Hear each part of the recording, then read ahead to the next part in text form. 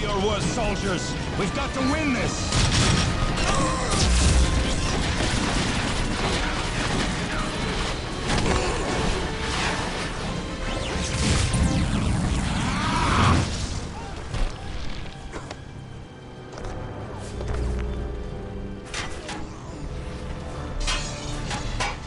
Sisters, fight by my side.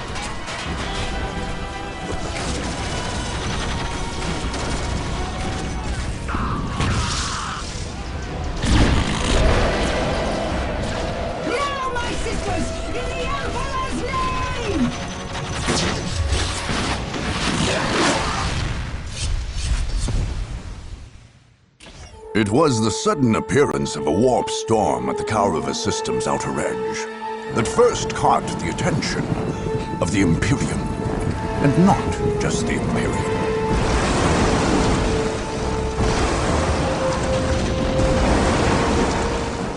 After hundreds of years under the neglectful watch of the Imperial Guard, nearly every force in the galaxy would descend upon the planet of Kaurava, bent only on domination and victory. Three races had long dwelled in there. The Imperial Guard, its supposed rulers, the Orc tribes of Kaurava II, which the Guard had never successfully put down, and the Necron, who had slept undisturbed for untold millennia beneath Kaurava III. Where the Chaos Marines came from, or how, none can say. Did the Warp Storm bring them, or did they bring the Warp Storm?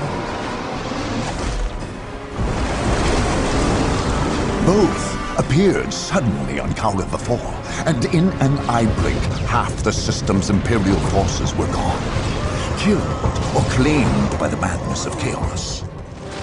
In quick succession, the others flocked to Kaurava. The Space Marines, the Imperium's super soldiers, descended on Kaurava II, planning to finally cleanse the system, both of the troublesome Orks and the Chaos Marines, their sworn mortal enemies.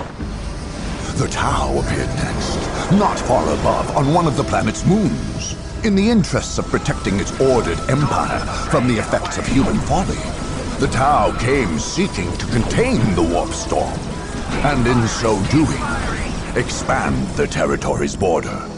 On their moon, they built a mighty fortress, and there forged a space cannon capable of interplanetary devastation. Among the wastes of Kaurava III, the Necrons, perhaps awakened by the disruptive forces of the Warp Storm, slowly massed their lethal legions. In quick response, webway gates, long unused, flickered to life, and Eldar poured forth, ready to battle their dark, death-dealing adversaries. Meanwhile, in the shadow of an ancient portal gate, the dark Eldar slipped stealthily out of the murky depths of the webway.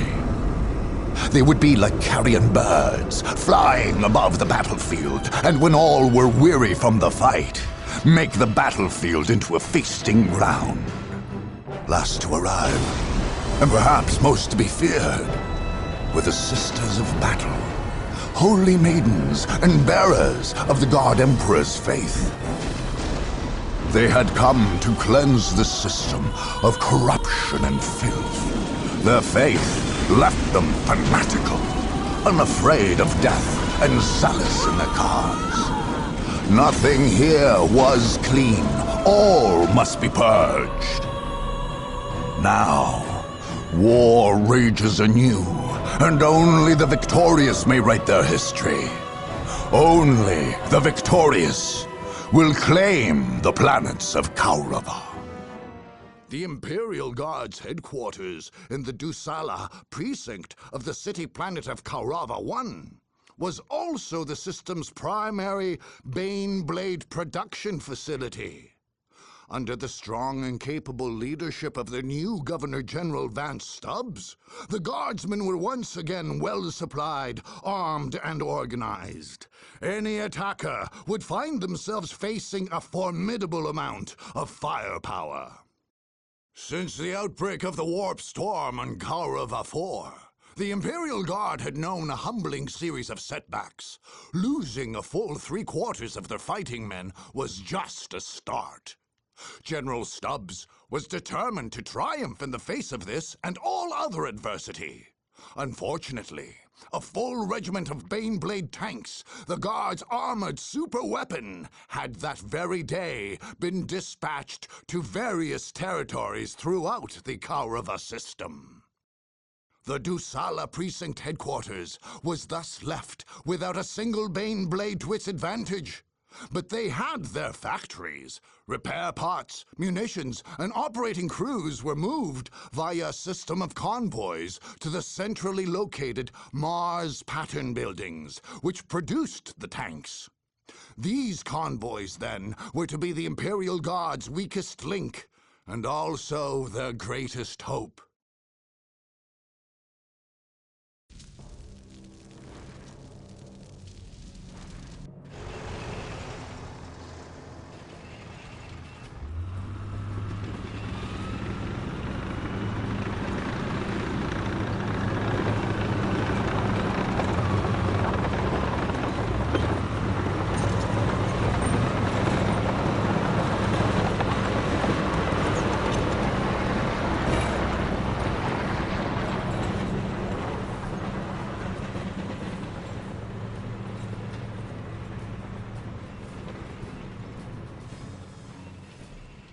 How are the men?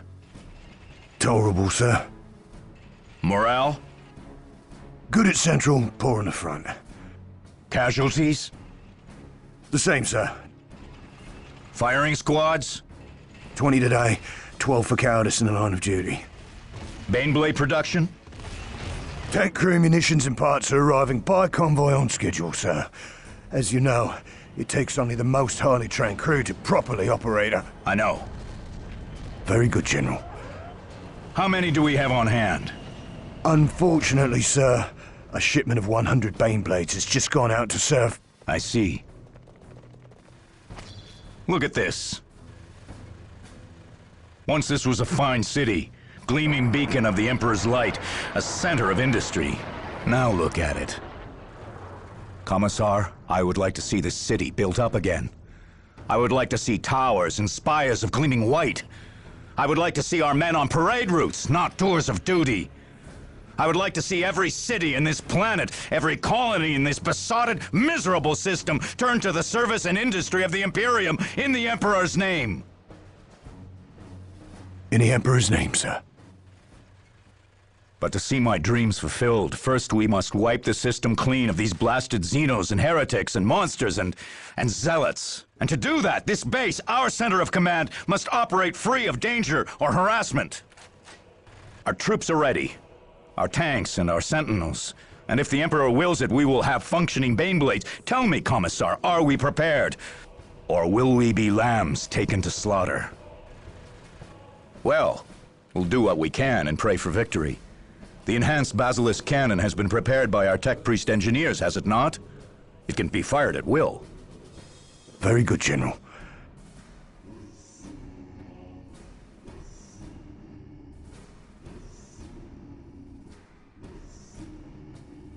It only requires an artillery spotter.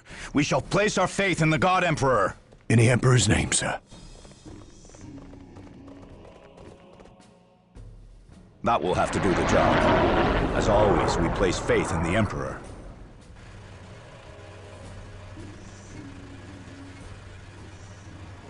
Have no pity. All but the faithful perish.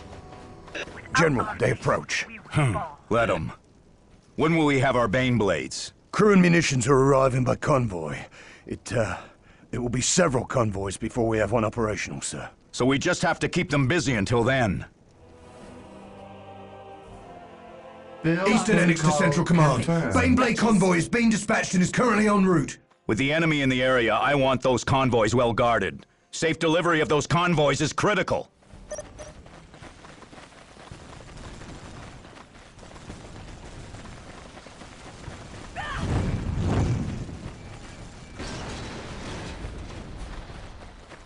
Immolate all before us!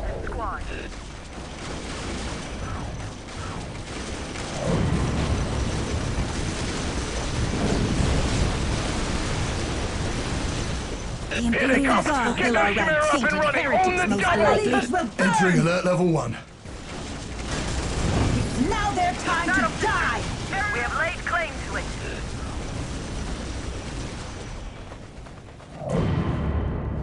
Have no pity.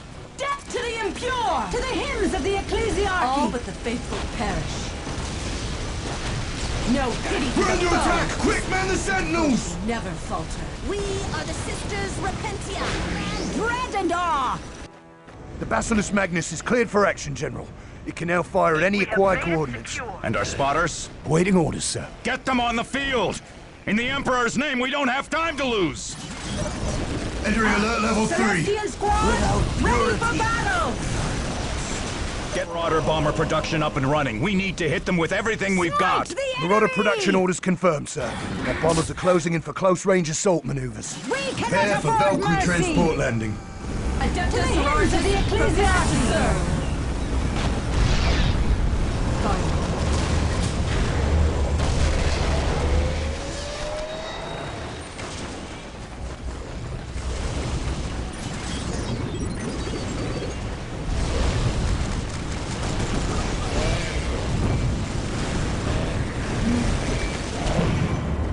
General, the first convoy shipment's arrived. Good. Are we ready to dispatch a Baneblade? No, sir. Several more convoys will be required. An infiltrated spotter has been discovered. It seems they are using these spotters to aim their artillery fire. Martyrs, rise!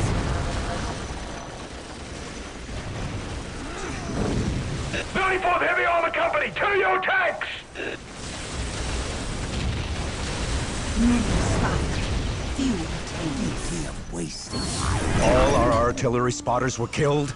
How can that be? Baneblade convoys dispatched and en route. By the Emperor's light, I lead! Fiery retribution. General, the mechanized command that the convoys were being dispatched from has been taken out. Well, sir, there are no more mechanized commands. There will be no more convoys. Golden Throne, protect us now. They've thrown a wrench in our Baneblade production. We're just gonna have to do without them. If they think that's all we've got up our sleeves... Officer, we fight until the last. Do you understand me? Yes, sir. Any soldier caught abandoning his post is to be shot without further questioning. We can still win this. We command Dread and Awe! Prepare for Valkyrie transport We cannot afford mercy! They have committed the ultimate heresy.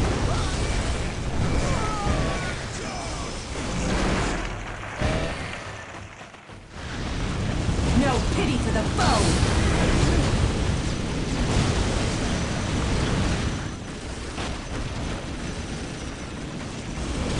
Holy martyrs, ascend!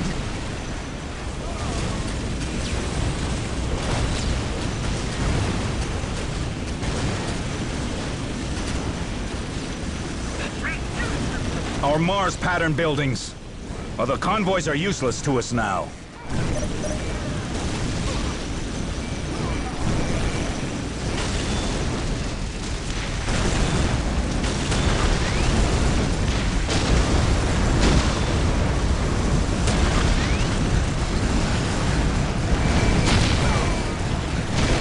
All I fought for, all my work, crushed, crushed.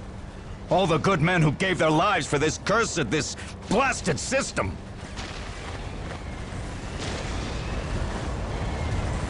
Though my army lies in ruins today, I have not done fighting, and I will remember who my enemies are.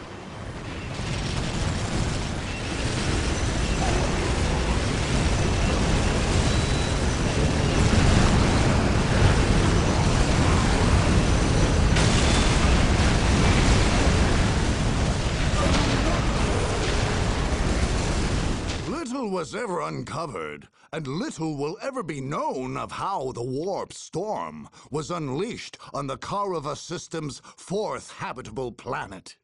Whether guardsmen there grew corrupt and turned to evil worship, or whether the storm took them unawares, is an open question. What is without doubt is that at the storm's eye lay the lair of the Chaos Space Marines.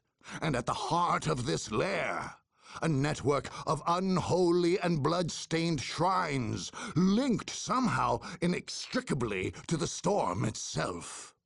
Although the lethal warp storm would flicker and squall here and there, ever shifting, a permanent conduit to the warp was maintained between these shrines. A charged field of immateria whirled there, certain death to any who had not given themselves over fully to chaos. In that radiant, deadly energy field, strange shapes could be seen dancing, screaming, howling. Any would-be conqueror of this unholy citadel would somehow have to dispel the chaos field that protected it. To enter it would be certain death, and while it stood, nothing could reach the forces of chaos that lurked at its center.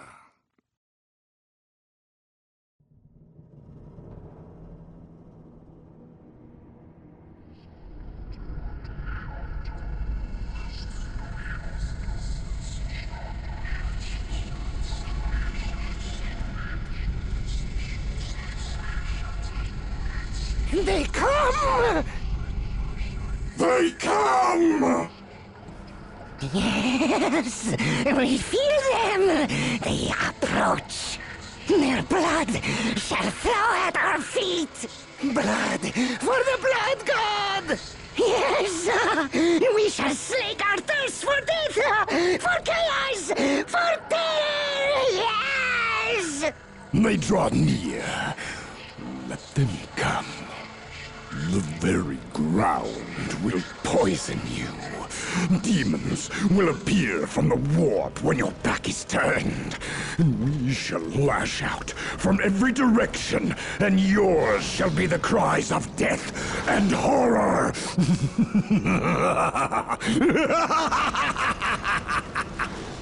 The sound of your doom will ring in your skull, in your soul.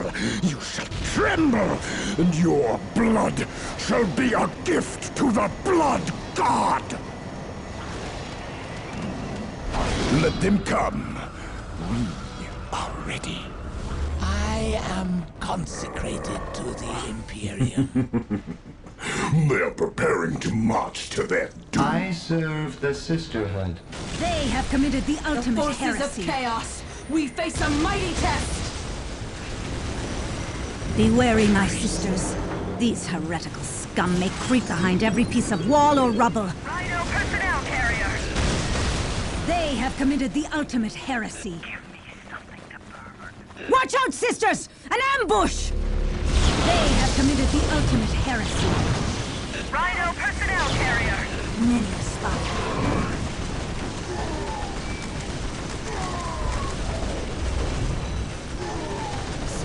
Support me, Emperor, for I tread in the lair of our enemy. The forces of chaos, The enemy's Hell we Talon face a factories! mighty test. We must destroy them!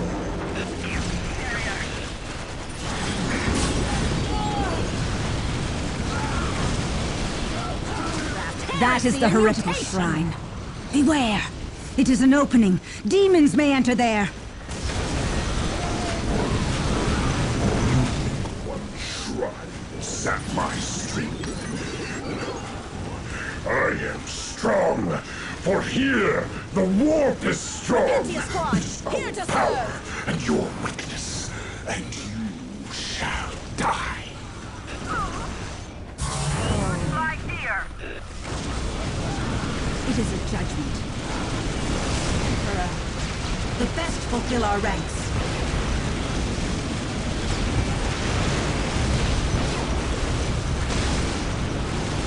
Faster than fast! We have laid claim to it.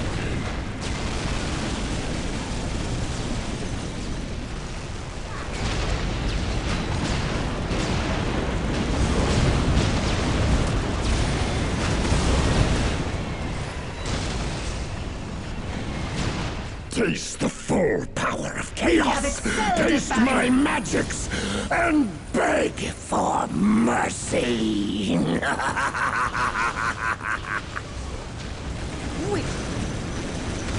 Emperor, grant ascension! Smite them, Khorne! Smite them, my god! They're taking away the shrines we made for you. How can you let them? We will be your fist, and we shall take them by the throat! Yes! Yes, we will! Get on board! We attack!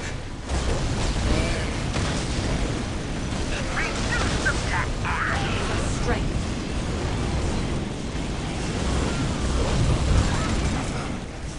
Another shrine, Pollen.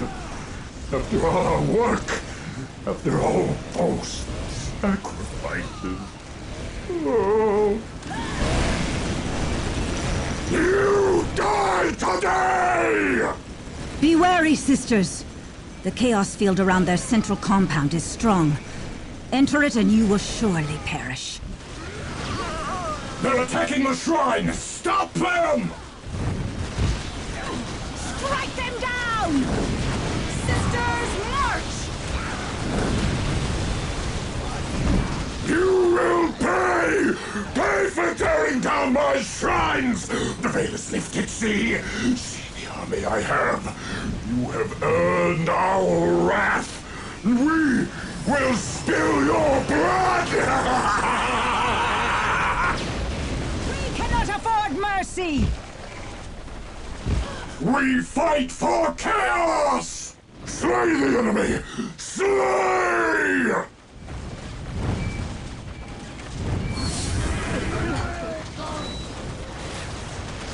We cannot afford mercy!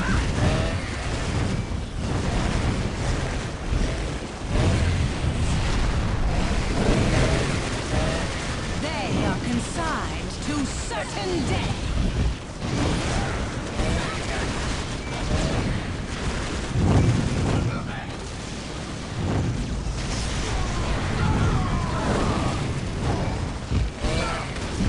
And so, as proclaimed and decreed by Holy Writ!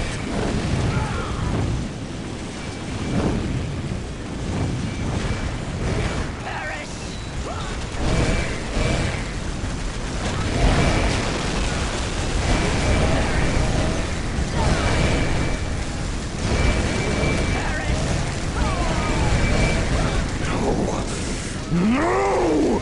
We cannot lose! We cannot die! How can we? Without a devotion?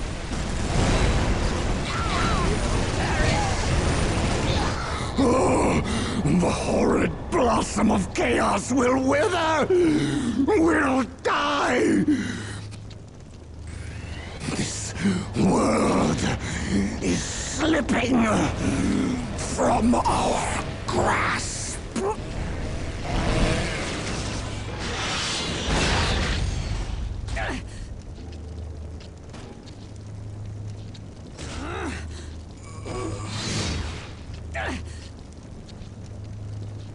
The Dark Eldar little feared an attack on their base of operations, situated as it was on the dark side of the moon, well within the reaches of the warp storm of Kaurava 4. The seventh ancient gate lay on that moon, but the Dark Eldar, knowing its technology well, had fixed it to work only for them when they had arrived there.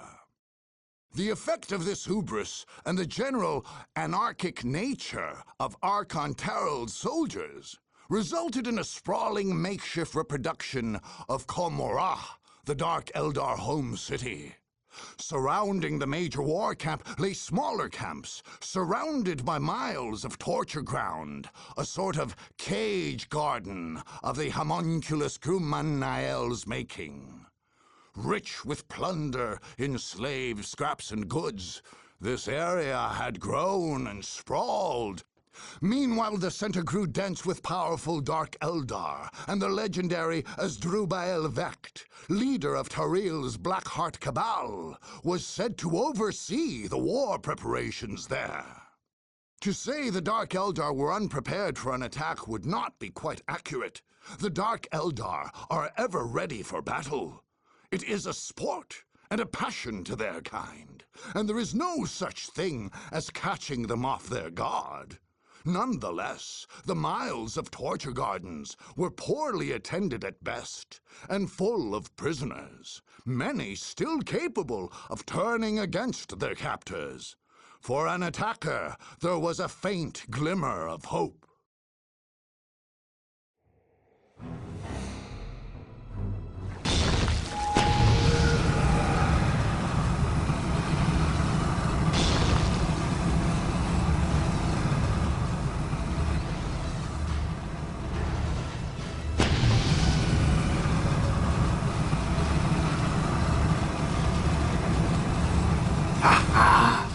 We are fresh from the fight.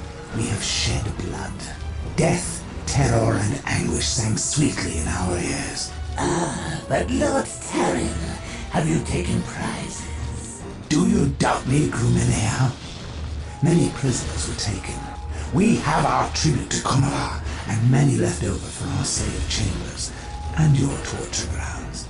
Come, Archon! Come to my torture grounds. We win, we lose, win and lose. But always richer. Richer with slaves and spoils. Indeed, we shall be well respected and rewarded when we return to Kaurava. When we return, if we return. Return the victors, or return the vanquished. My grounds, where screams are flowers, and pain their fragrance. A fine, fine nest we have. High upon the cliff, hard to see, harder still to reach. Will they reach this nest? Will they take away my garden? Are you questioning my right to lead? My inevitable victory? I am the deadly shadow and the bird of prey. I am the poisoned dagger that brings swift death. These crude and foolish armies know nothing of strategy. If they see a wall, they attack it. If they see an army, they charge at it. They will be too busy with each other to notice us. Or if they do, it will be too late. Worry not. And it is of no matter, we keep a keen watch. If an army approached, surely we would see it coming. Then, we would tear it to pieces.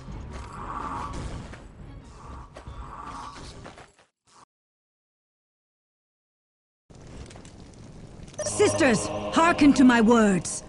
This prisoner camp holds many of our comrades. We shall march forward and liberate them wherever we find them bound. See? One cage lies nearly within reach. It is a sign! We cannot afford mercy!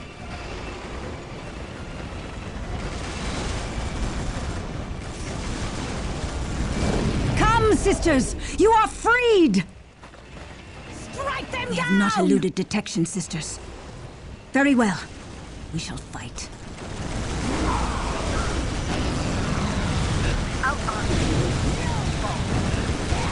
Throw the grenade!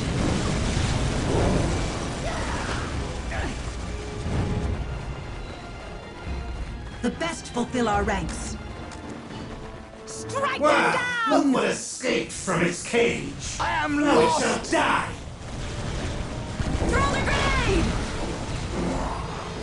It is a judgment. Canoness, there are 2 camps of the enemy near to here. They are well defended, and with our current strength, I do not think that we could take them. We command dread and awe! They have committed the ultimate heresy. Our numbers are increased. We grow ready for our ultimate goal.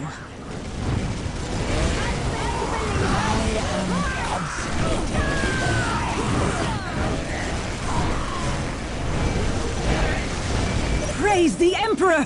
Servitors! We must erect a forward camp with speed! Pain brings faith. I am a servant to the Emperor. Instructions received. Lord Tyrell, enemies have infiltrated by way of the Torture Gardens. How was this attack? I don't know, Archon. They killed the guards. They amassed a force and will soon have a war camp established. I see. I will inform Lord Vect. Have the soul cages readied. They shall taste the full fury of our powers. Lord Vect is here? On Lacunae? Yes, now go! The soul cages! The Emperor. They have been allowed to get far too close to us. Use all the powers of our soul cages against them. I command it. Yes, Lord Vect. It is better to use those souls and annihilate these upstarts. Then go! And see to it that you do not fail. To the Emperor. I shall feast upon your entrails! Serve the Emperor. Inspire that is but a taste of the pain to come.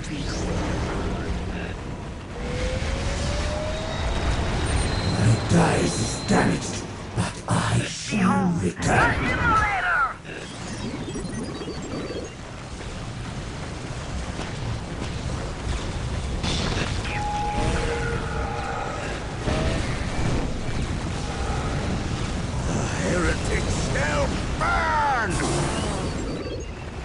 What? One of our soul cages destroyed?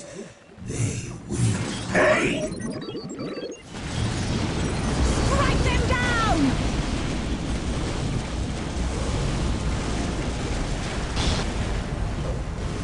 Battle Sister, aerial assault! Flamers cleanse all taste!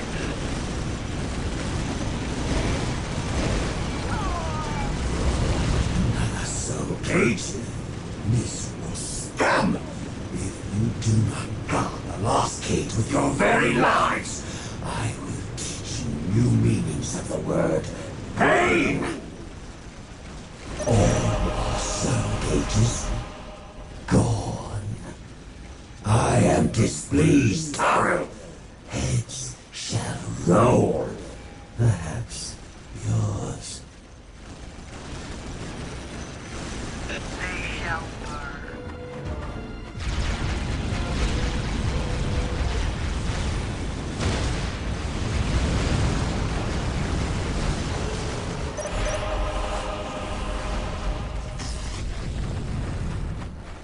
Tyrell, you fool! I will have your head for this. Quickly, back to Kaurava. Well, if he had died, I should have taken his place. Now I must flee.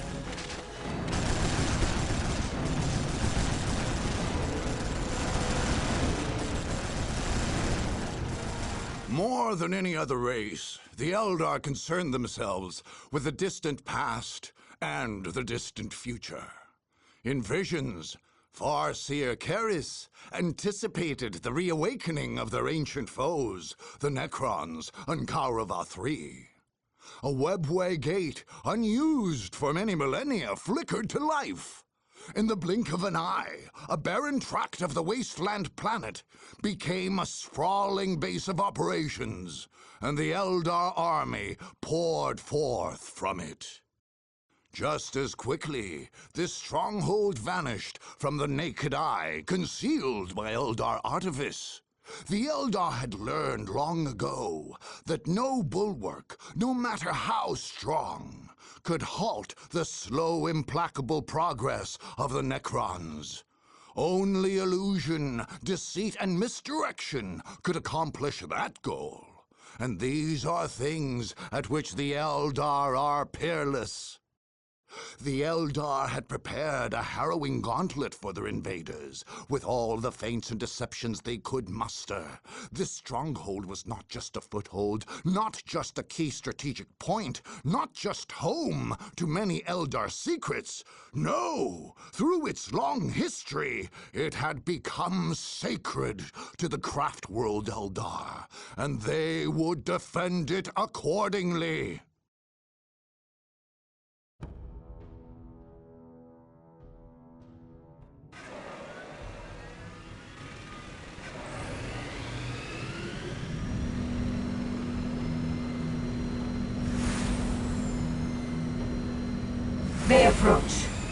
We are prepared. Yes, Farseer, but Yes?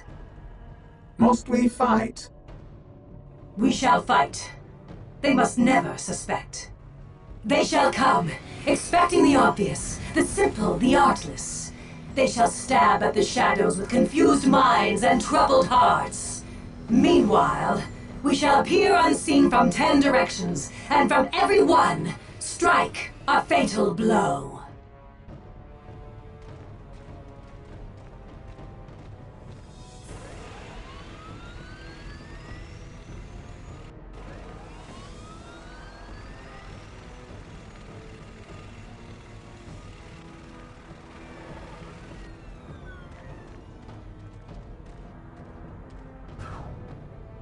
Do you know the history of this place, which we call Eselir and the young races call the Upper Wastes?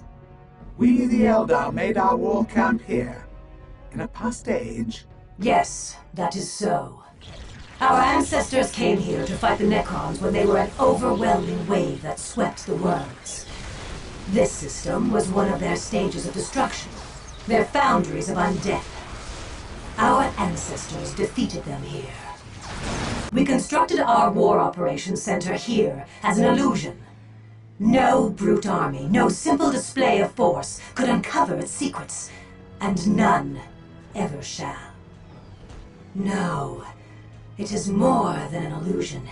It is a clever trap, this place our ancestors forged.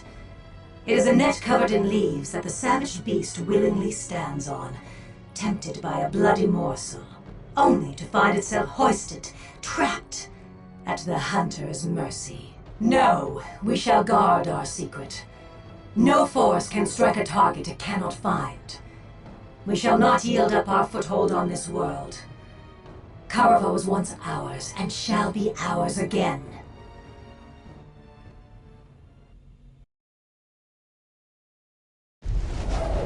Come, sisters. Down there is the Elder Stronghold. We will purge it with fire and claim this land in the Emperor's name. In his name, we They are bring upon us, fiery Farseer. retribution. Is it time? Almost. Not yet. Now, quickly, to safety. Witchcraft, heresy, and Canoness, mutation! the chapel and servitor have arrived. The operation may commence. I suspect the road before is long and winding. I humbly await orders. How little you understand, the Instructions Eldar. received. You have stepped into our snare. Do not expect to escape it alive. By the Emperor's wrath, you will pay for these feeble deceits. They have committed the ultimate heresy.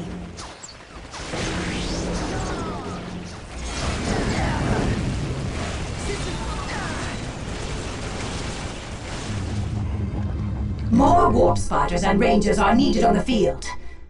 Send word to their base camp, and have it down immediately. Farseer, we have lost our ranger and warp spider facilities. Their noble deaths will be honored. Only victory matters now. Emperor, inspire me!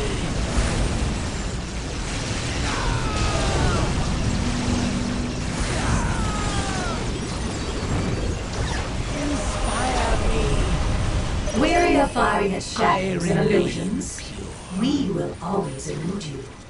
Leave now while you can. What? Yet another Central Command discovered? These wretched Xenos are infuriating! It seems there is an unknown type of energy being emitted from several locations in the field of battle. Perhaps it would be best if we shed some light on these. Our fate is unusual. I am consecrated. I serve. Witchcraft, heresy, and mutation! Farseer, they have disabled one of the illusion barrier devices. Then the other ones must not fall. When at peace and when at war. It is a judgment. Sworn ever to your service when at We peace command and when at dread and awe! Come! Emperor, smite these turrets! I It is our am only choice to travel this valley of consecrated death! to the Imperial. My flavors cleanse all taste. Without devotion, we are nothing.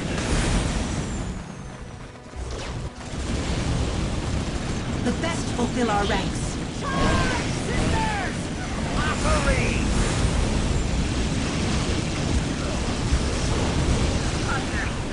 So, our Nightwing production has been destroyed. I see our many roads to victory growing fewer and more arduous. Yet, there is still hope. Good. We must press on. Aliens and mutants, exterminate! My flavors cleanse all taste. Flames, no brighter than light. Farseer, they have disabled the support platform array. The entrance is no longer protected. Yes, I have seen this. Do not yet despair, my sister. They have not foreseen our every move. Repent! The Viscerator's prime. You think Reinforcements! you us? We require You reinforcements! do not even know where to look for us. And you will be dead long before you do. Lead us to victory! Smite the enemy!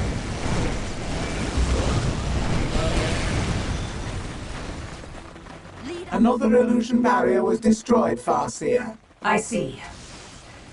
We shall prepare for the worst. Show us the way. Emperor, guide us. Swerve not from the path. Let us see how they deal with the Shining Eagles. They are no ordinary pirates.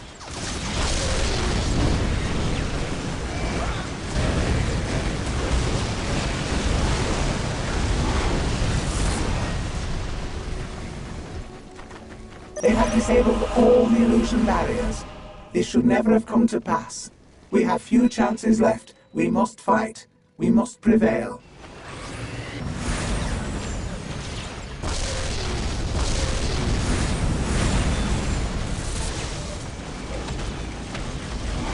We fall upon the infidels. Taste our wrath. Even our Shining Eagle squadron could not stop them.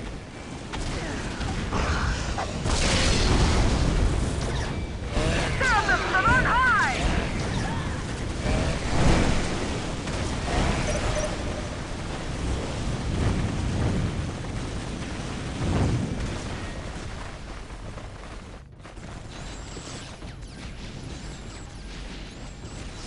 We came here long, long ago.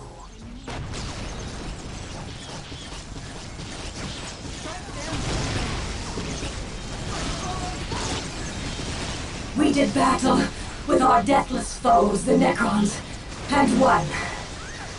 This day we have lost. If they swarm again like locusts here, some other must stop them.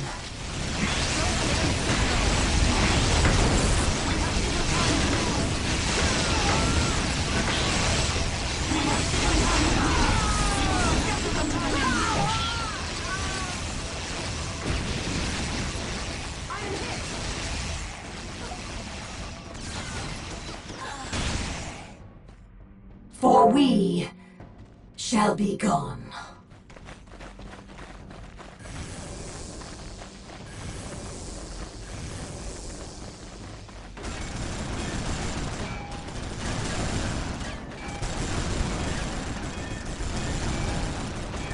It may never be known what first awakened the cold legions of the Necron from their vast burial vaults in the southern coast of Kaurava III. Archives suggest that Imperial Guard survey crews may have been dispatched to coastal Immosa several months before the conflict. Others point to the strange and unknown influence of the warp storm, which could somehow have roused the deathless Necrons from their slumber. Out of the dry Immosan sands, an ancient complex emerged. Part burial ground, part power plant, part staging ground. As builder scarabs removed sands and restored structures to power, its clean-cut, symmetrical, and lifeless form emerged. It pulsed with the green glow of the strange power which fuels the Necrons. Vast reserves of it. Enough to drive an endless stream of monoliths and Necron soldiers. Anyone foolish enough to assail this unearthed necropolis would do well to heed that flow of energy. It is the source of the Necron's power, and if unchecked, there is little limit to what strength Necrons could marshal against their foes.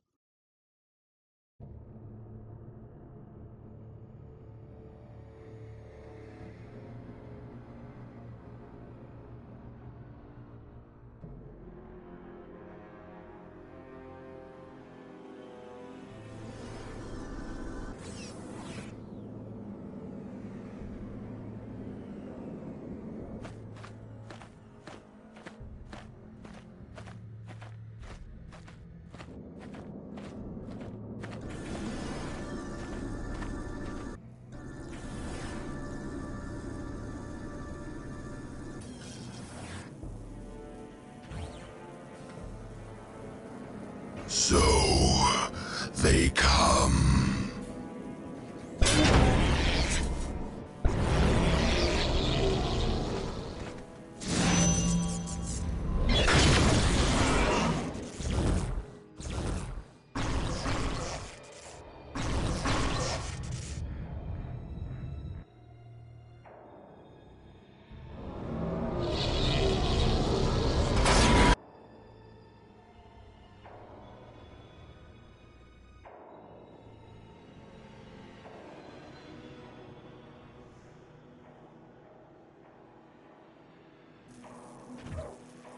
Awake.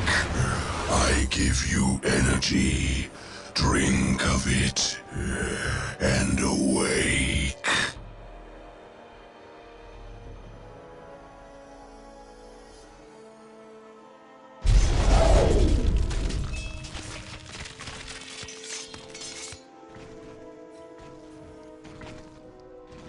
They shall meet their ends. They shall join the army of death.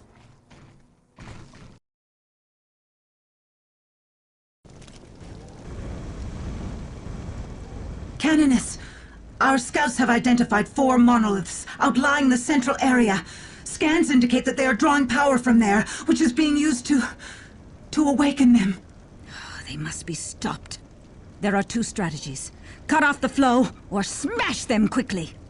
Be it your will. Mistress, we have identified 4 points outside the central base. Each provides power to one of the outer monoliths. If we took those points, we could stop them from powering up. Canoness, we have traced the energy pattern to the summoning core at the far end of the necropolis. It appears that this is how they deploy these defensive forces. I humbly await orders. All owe the Emperor a debt of blood. Sworn to the secrets of the death cult. Adepta sororitas, prepared to serve. We immolate all before us. Submit fully to the Emperor's will. The purging is called for. Is my time come? Our morale is recovered. Have won. You have not.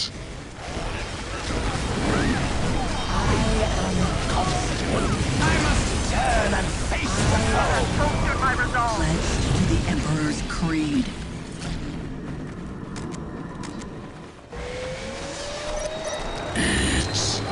Is ours. Drink again. Grow. Not oppose the Emperor's will. Throw the grenade!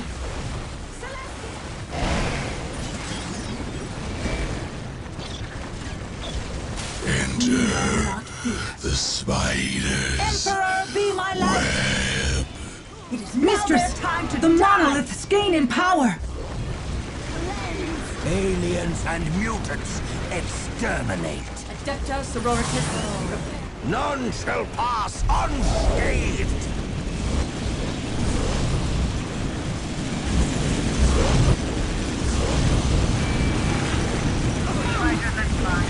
Embrace death. None shall pass unscathed. Escape it. Reinforcements! We require reinforcements! My flavors cleanse all taste. Without purity, we are lost.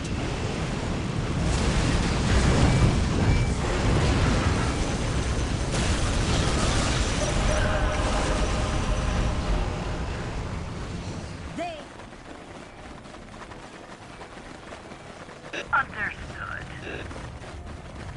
Burning, rolling death! Never falter. Them down! We are taking fire! Burning fervor guides us.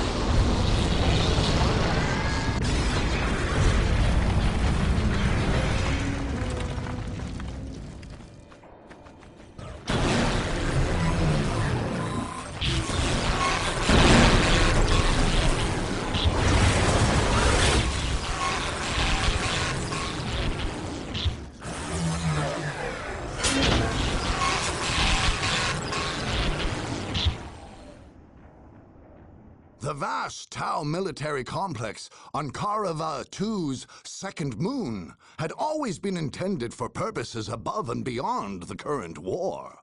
In a Tau-dominated solar system, this complex would become a key outpost on the Empire's border.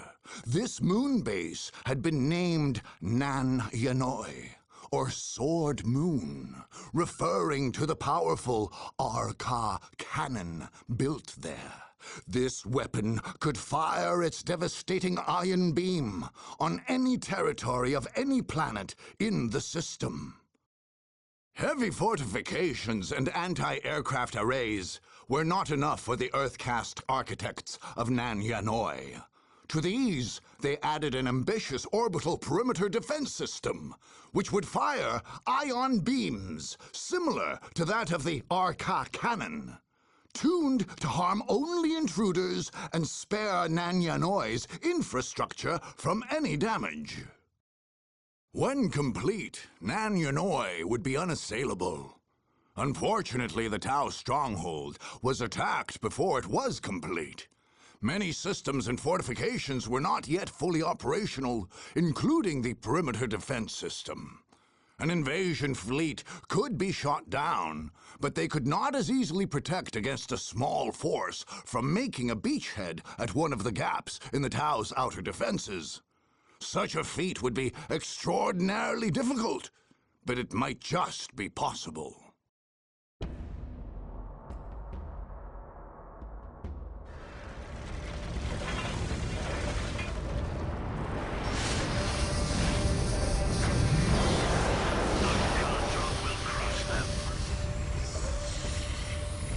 We welcome your gracious presence, Aun Royu.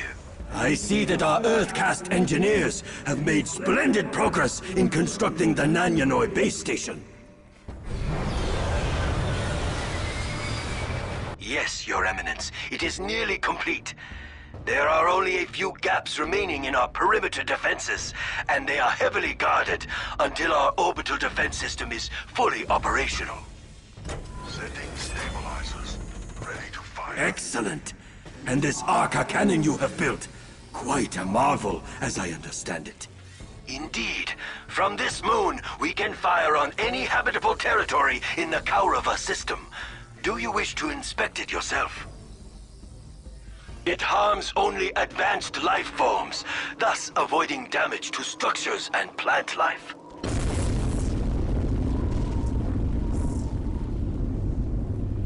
This is indeed most commendable. Our orbital defenses were built using the same technology. Both are controlled from this location. What is that? The perimeter has somehow been breached. I must attend to this. Please, Your Excellence, return to the Coalition Center. Yes, that may be best. Dispatch Pathfinders, locate the source of the breach, and see that they do not gain entrance and establish a foothold. Notify all Fire Warriors and Krut Carnivore squads.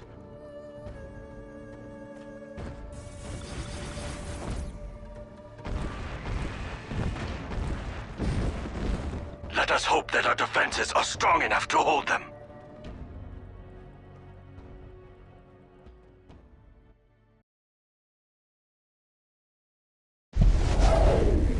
Sisters, our aim is to breach these outer defenses with all due haste. From there, we must establish a beachhead from which to launch our attack. Don't let the prey get away. We are under attack! Fire warriors, hold your ground! We must hold them back for as long as possible!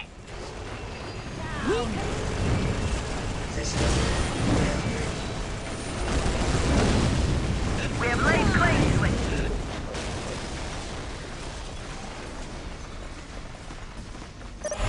Excellent. The area has been cleared. Sisters, hear me! Strategic Make point ready taken. for war.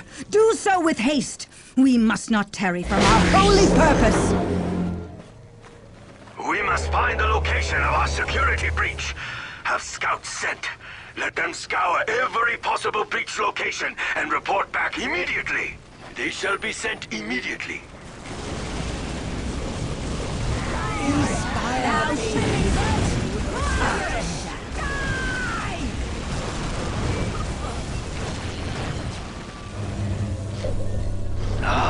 How many Pathfinders have we dispatched and no news?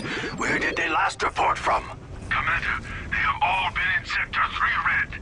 Then we should direct our forces there. The strength of this surprise attack is worrying to me, Commander. Tell me, when can we expect the fleet of reinforcements that followed my own ship? Wise one, as you know, the warp storm has made our normal navigation equipment useless. The fleet is guided by 3 beacons within Nan Yanoi. As long as all 3 signals operate, it should not be long. This is well. I fear we may yet need these extra troops. Commander, Imperial, the orbital defense system has been activated and primed. It is now ready to fire. Is the enemy in our sights? Yes, Commander Orska. But not all cooling systems are in place, and the cannon will overheat if fired too often. Well, fire as often as it is safe to do so. We must hold them off until our reinforcement fleet arrives. Aerial assault! Strike them down! In his name, we They bring are fiery attempting to seize the retribution. orbital defense controls. We must stop them at all costs. We go! Dread and awe! Adepta Sororitas, prepared to We serve. command dread and awe!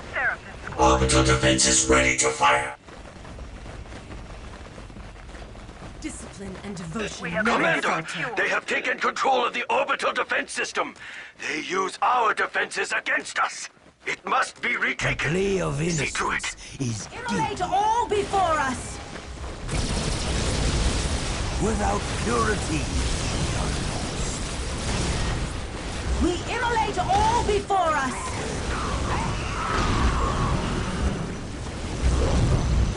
The unbelievers command! They have destroyed one of the guidance beacons.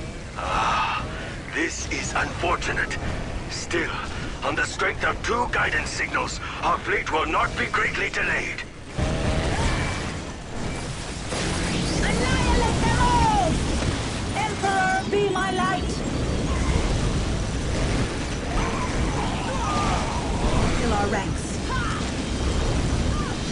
Commander, another guidance beacon was destroyed! This is a great setback. To follow a signal guidance beacon will be exceedingly difficult. We cannot expect the fleet anytime soon. Real innocence is guilty of waste. It is now their time to die! Never shall we tremble. All 3 guidance beacons taken out! Commander, is all hope lost? We will receive no reinforcements. Without a signal, the fleet must turn back. We must defeat the enemy as we are. Without purity. No brighter than mine.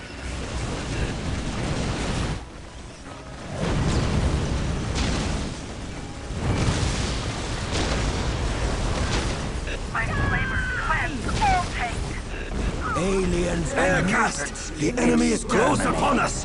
We require your assistance. This is our last chance. Strike at the coordinates I give you and do not hold fire for any reason. It is now consecrated ground. Incinerate. They shall burn. Burn!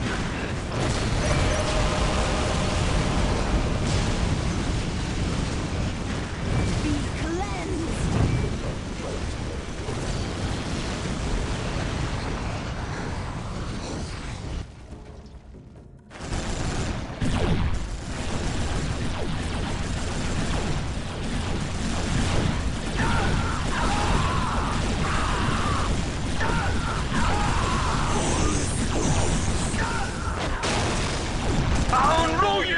Noble Ethereal! Oh, we have lost you! We have lost all! The Blood Ravens had learned the value of speed and mobility through hard battlefield experience. Force Commander Boreal, who had studied under the famed Commander Angelos, sought to make his reliance on stationary defensive structures as small as possible. Therefore, rather than build up the Space Marines' Central Command, entire companies were reserved in the fleet above Kaurava II. These would be ready to deep strike with deadly speed into any territory, including the Blood Raven's own headquarters. If attacked by an enemy, drop pods would cover the Marine stronghold in a steely, thunderous hail, swarming the Space Marines' enemies with super soldiers and dreadnoughts. Force Commander Boreal was sure of his plan. His greatest weapon was, after all, the superiority of the Space Marines themselves. Who could weather such a rapid and devastating defensive tactic?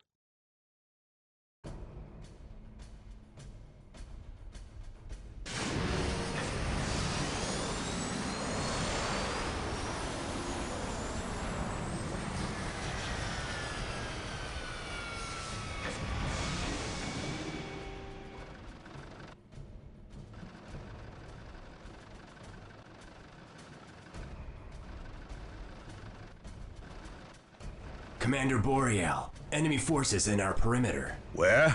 Southern Quadrant, but they were on the move. Current location unknown. There is no time to be lost. Battle, brothers! Space Marines, today the enemy is at our door. We know our duty and we will do it. We fight for our honor as Blood Ravens, as Space Marines, and we fight in the name of the Emperor. And if we die this day, we die in glory. We die heroes' deaths, but we shall not die. No, it is the enemy who will taste death and defeat. As you know, most of our battle brothers are stationed in space, prepared to deep strike. Our perimeter has been prepared in the event that our enemies should be so bold and so foolish. We have placed numerous beacons, allowing for multiple, simultaneous, and devastating defensive deep strikes.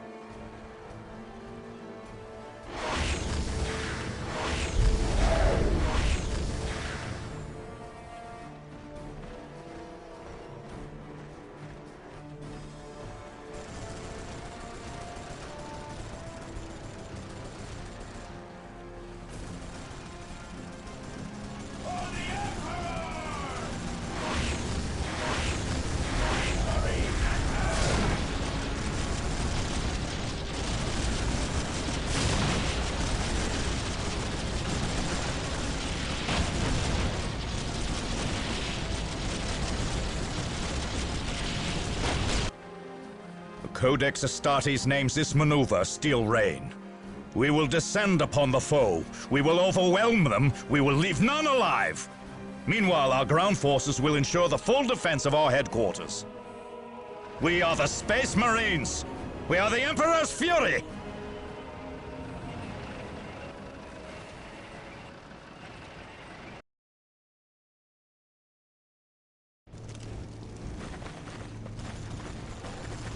Deep strike squads, prepare for deployment.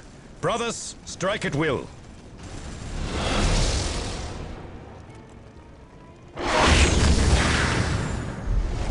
We have lost one of the deep strike beacons, sir. Yes, we have. Sir, every beacon we lose reduces our ability to strike on the field. Do you think I care if we lose a beacon or two? This is war! War! All we need is enough battle brothers on the ground that we can crush them under our boot heels and destroy them with our bolters. That is what matters, Space Marine. Sisters, be wary. There are mines underfoot. Strike them down!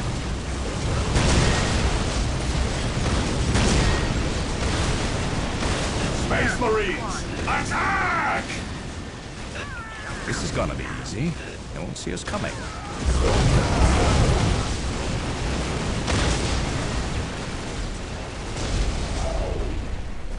It is not over till the last Space Marine drops his gun and falls. Sir, we have lost nearly half of our deep strike beacons. Damn. We've got to hit them harder. This is Commander Boreal to relay. Send us all the units you have. Do you hear? Affirmative, Commander.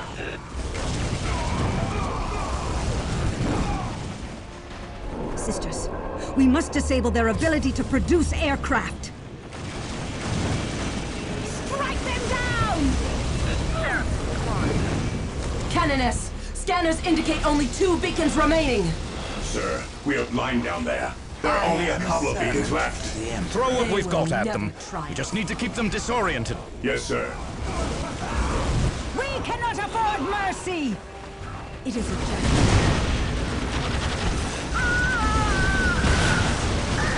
Defend the airfield!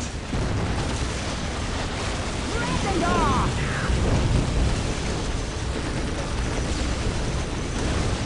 Those Rhino transports are giving them the advantage of speed. If we could find the machine cult buildings producing them, it might slow them down. Atone through conquest. This is where their Rhino transports come from. Emperor, make me thine instrument.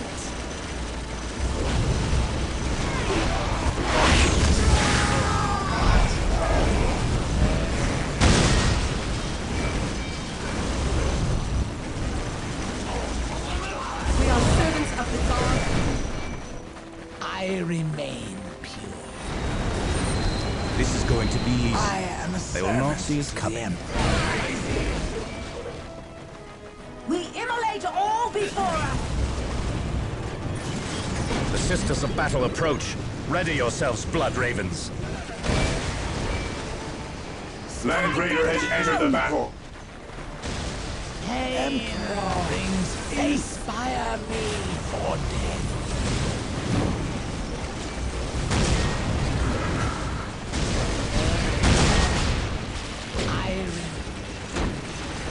We are under attack, not in Sparta.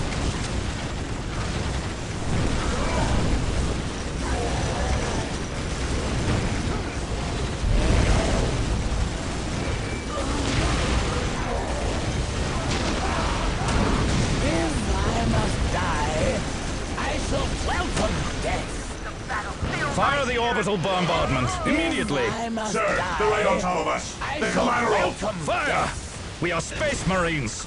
If we are to die, our enemies will die beside us. Retreat, sisters!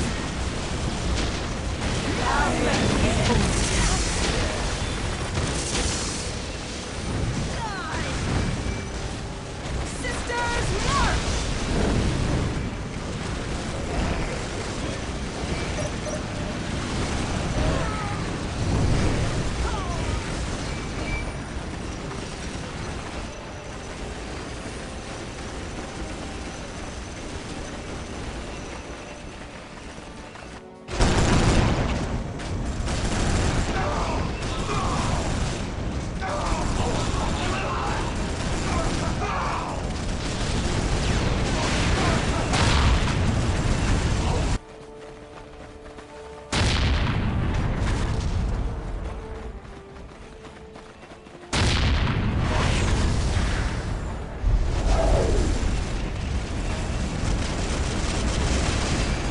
failed. The Emperor.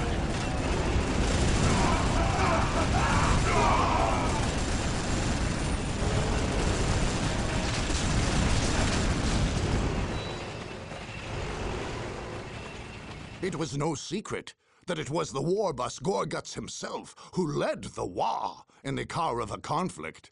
But who were the Orks he led? Imperial records indicate that these Orks had always been in Kaurava, going back at least a millennium.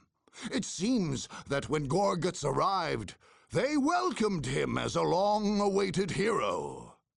These rugged Kauravan Orks had sometimes overrun the system's 4 planets, and sometimes been beaten back to their secret stronghold in the Rokclaw Mountains. There had never once been a successful attempt to breach the vast hideout there, and the Orks believed there never could be. But in the past, these Orks had always retreated to this place in great numbers at the first sign of defeat. Gorgut saw such behavior as un-Orky. He insisted that you had to take a bolter round or 2 if you wanted to win. And Gorguts lived only to win. Gorgut's strategy meant that the Orc stronghold was not invincible. But this did not mean that it was undefended. Reaching the lair was one thing. Penetrating its defenses was entirely another.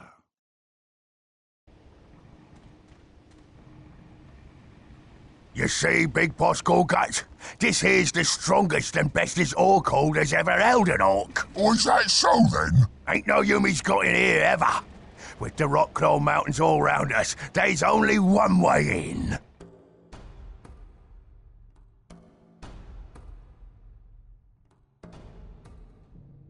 Even if there was to get in, they'd have all the boys to face. Oh, and the knobs, and the tanks. Then there's the squig-offs.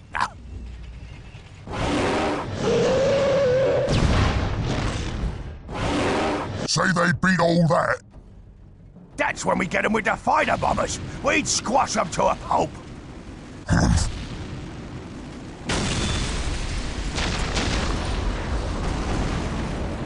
We got watchers watching day and night. Nobody but an Orc gets close to us without we see them and crush them to smithereens. Boss! Boss! There's enemies in the camp! What? In the camp? We gotta stop them before they gets to the killing spot. Them drums! Beat the drums! Get to 'em! What's this here killing spot?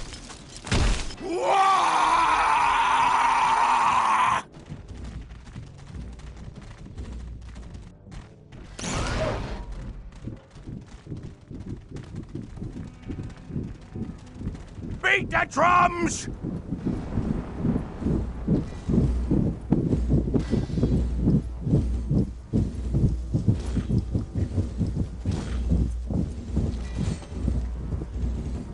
We've got to hold the killing spot! Bestest Orc horde ever, huh?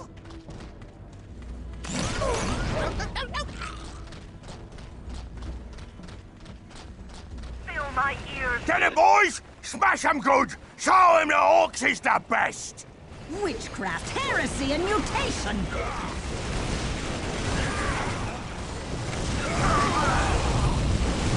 Now we see if yous boys is worth to be called Orcs! Get in place, me boys! Fight, and fight good! Oi! The killing spot is ours! Ours! They have erected a giant pennant of their wretched excuse for a faith. Sisters, we must cast it down! My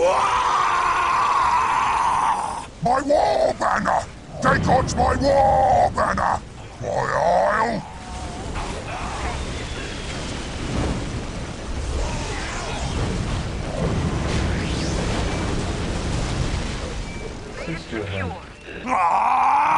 They got themselves the killing spot! What's so special about this killing spot of yours? Just take it back! You try getting it back! You watch your mouth there, you pimply grot! Smite the enemy! Never get in here, you says. You'll see. The Rokclaw boys will stomp 'em good. That's so. We got tricks we ain't showed yet, we do. You just watch us. Battle Sisters, Imperial assault.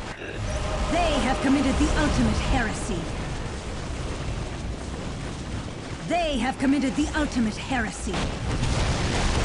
We command dread and awe! Find the source of these abominations and leave it a smoking pile of ash!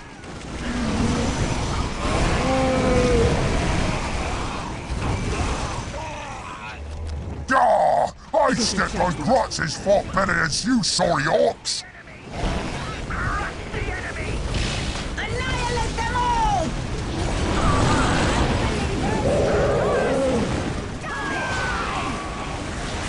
It is a judgment.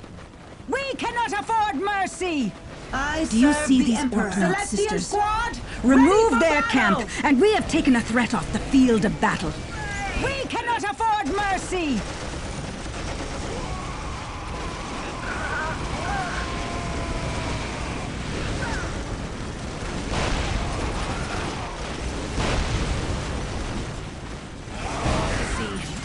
Follow me from this world! It is the beacon of victory!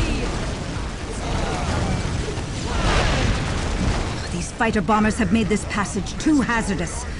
Wherever they are coming from, must be burnt to the ground. For annihilation, I died for him. And by my fury hath no bounds!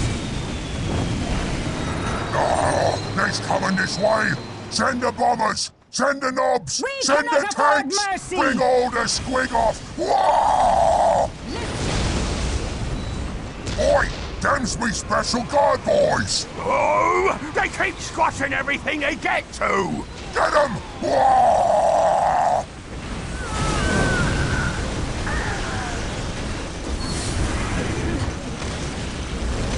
The enemy! They're in the main base! I've had enough of yous. Now my boys will show you how it's done. I bring salvation. You annihilate. More sluggers! More sluggers! More! More!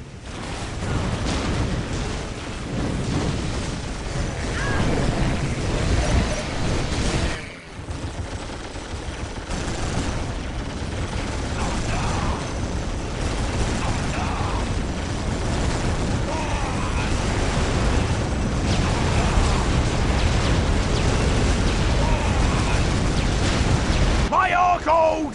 My beautiful Stronghold!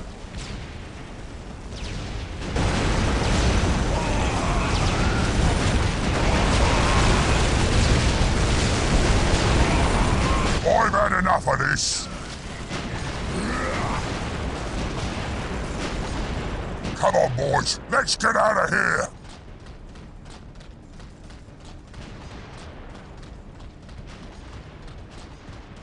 The Sisters of Battle rely greatly on their faith. It is their sustenance and their shield. When they first came to the tainted world of Kaurava, Confessor Turganum March was quick to see how much holy light and fire it would take to cleanse the 4 planets. He therefore brought the living Saint Anais and placed her in their primary bastion in Sama on Kaurava 1. Following a secret and ancient practice, the living saint was imbued with the inviolable aura, an aura of invincibility which would prevent any chance, he thought, of defeat. Guarded at the last by this inviolable aura, the Sisters of Battle marched with great surety. Who, in truth, would dare oppose them? What adversary could faith and fire not sweep from before them? In the face of chaos and vile aliens, the Sisters of Battle merely redoubled their fervent prayers and penances and fought on. They came to believe that glorious victory was the only outcome. The idea that any would dare attack their mighty bastion was unthinkable. The possibility that their bastion could fall beyond belief.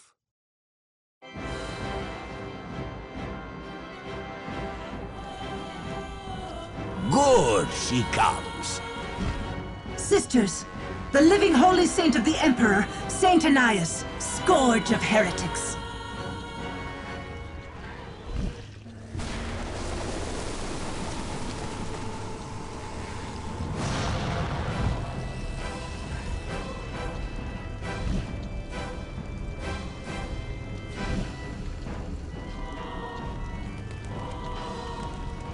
Now, in the name of the Emperor!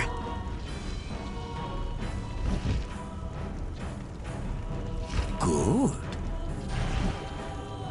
There, it is done. May the Emperor's blessing carry us on to victory, sisters!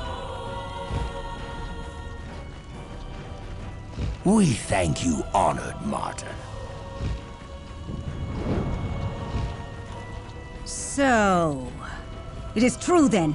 These blessed shrines will confer invincibility? Indeed. Within each shrine lies a true and sacred relic of the ecclesiarchy. Now that the edifices have been blessed by a living saint, they confer upon her the inviolable aura, as scribed and fervently mastered by the great ecclesiarch Jonasiah Vuonis. And wherever she goes, no harm may befall us? Precisely. Neither our persons nor our belongings. One pure bright candle amidst a sea of filth and darkness! That is well said, Canoness. This is a tainted system. It may, in fact, be irredeemable.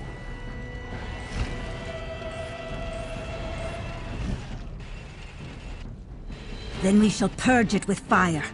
I have yet to find a cinder that was not faithful in its praise of the Emperor.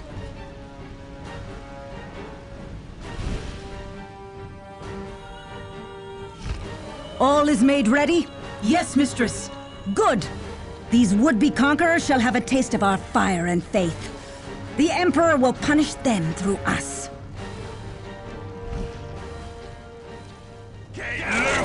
Steel yourself, my sisters. The time of battle draws near! Gretchen is ready. War boss! Me and some boys saw where the Bernie Yumis came from. There's a base, and it's real close. Let's stomp it! My way! Enemies here! The fight's starting! Beast!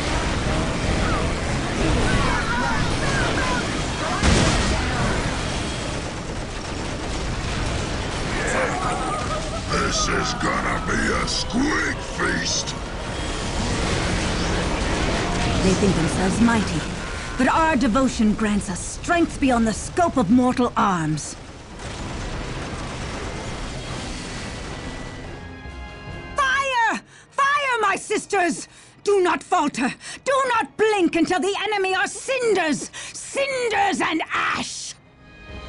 I want the commanders taken out of combat. Dispatch the assassins, immediately! The boss? Who is getting shot? Raise the fire!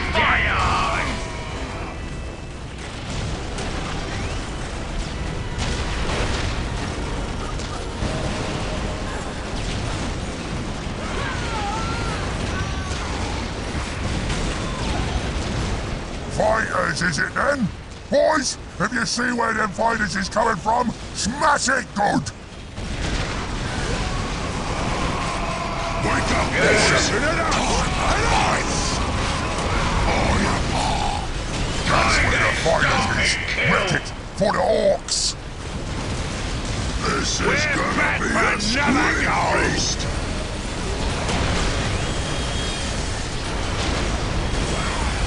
They strike at our convents! Well, we are not yet short of the faithful and ready for battle! Oh. Pull on the teeth! Don't touch the teeth! Boss? Who is getting shot? Attack! Squad's got them Now we find the manufacturer systems, and all we've got to do is smash it! What? Crush their brain! Yes! And lo! Those who stand against the Emperor's will shall ever falter, and they shall ever fail! By his faithful they shall be crushed, they shall be burned, and surely cast into the pits of horrid void. Use the boss! This is what we'll smash him up, but good! Full of faith we march! From convent to convent, our numbers grow, and so our might! Kind of butt skulls!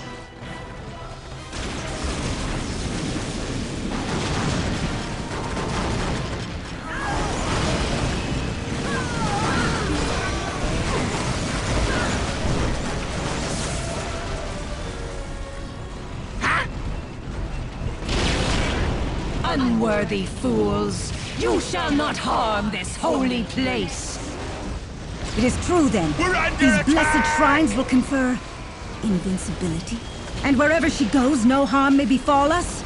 Precisely. Neither our persons nor our belongings. They're shooting at us! Never surrender. Every sister to the last would rather die a holy martyr in a field of flame than lay down her arms. Exalted and luminous saint, I beg you, fight by our side!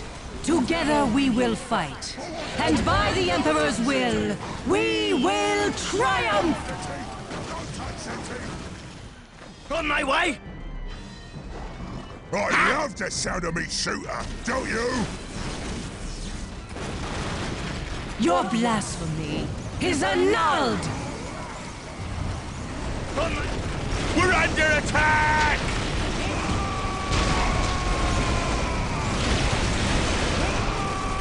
Sisters, our foes have shattered 2 of the shrines.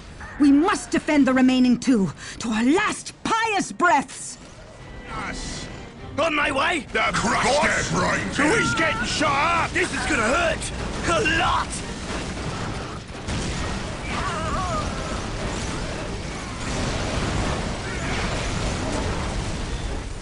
Wisdom! They're shooting at us! At us!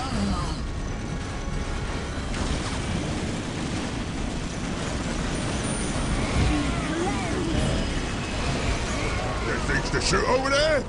This place is sacred! You There's shall things to not shoot set over foot there? here in the Emperor's name! We'll fill them full of holes! Fight!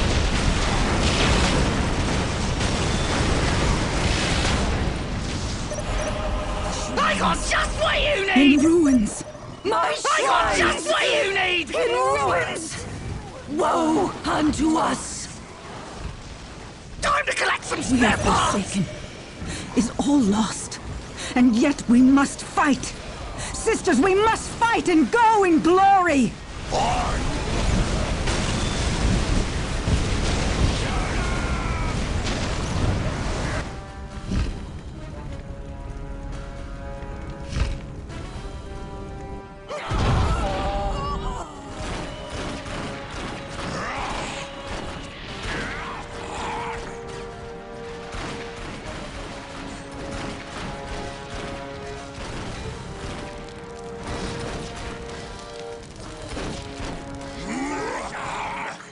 Sisters, we must go as martyrs! We must go in flames!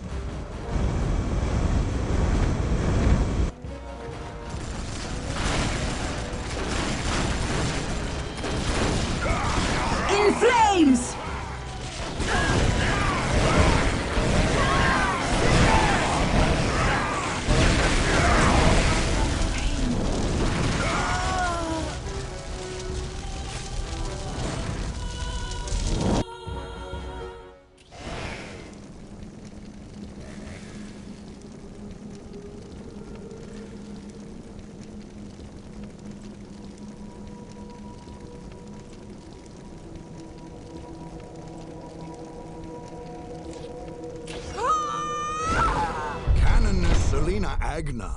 from the very start of her campaign in the Kaurava conflict, had harbored great suspicion towards the Imperial Guard 252nd Conservator Regiment.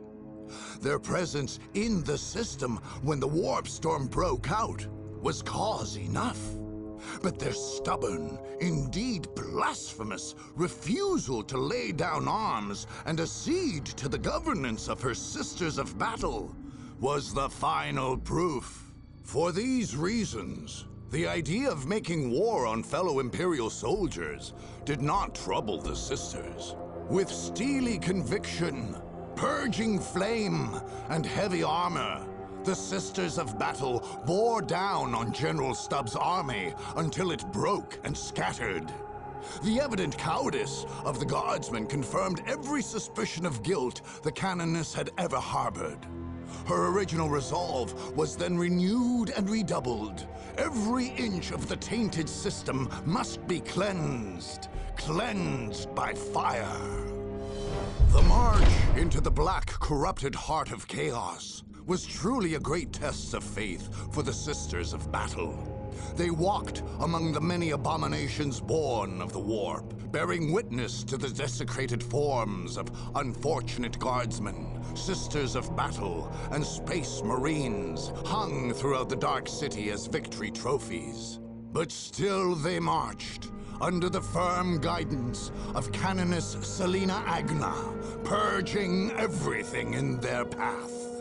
Ultimately, the unnatural powers of the Chaos Space Marines failed to unnerve or scatter the resolve of the Sisters of Battle, who took their foes with grit, steel, and a scourge of fire. The shrines were toppled, and the other works of the Alpha Legion were scattered and smashed. Lord Karen and many of his soldiers were cast back into the warp. Knowing the caution required when combating chaos, Canoness Agna ordered much of the region quarantined and kept under remote surveillance.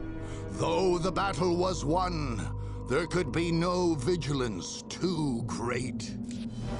What the Canoness Selena Agna found in the Dark Eldar moonbase confirmed every suspicion she had harbored regarding these debased aliens. Such a vile race must be cut out, like a tumor, wherever it manifested. It required all her faith to look upon the atrocities and depravities she found in that place and not go mad. The chaotic powers that twisted the nature of the Dark Eldar made them remarkably strong, but not as strong as the Sisters of Battle, who smote, purged, and pulverized every vestige of taint they found on the moon of Lacunae. All that dark inequity was consumed in flame, and the valiant Sisters of Battle did not rest until the ground beneath them was thoroughly cleansed and sanctified. Canoness Selena Agna viewed the Eldar as she did every other alien race, as enemies of the God Emperor. She knew of their ancient and advanced civilization, but to her this only made them rivals to the Emperor's primacy.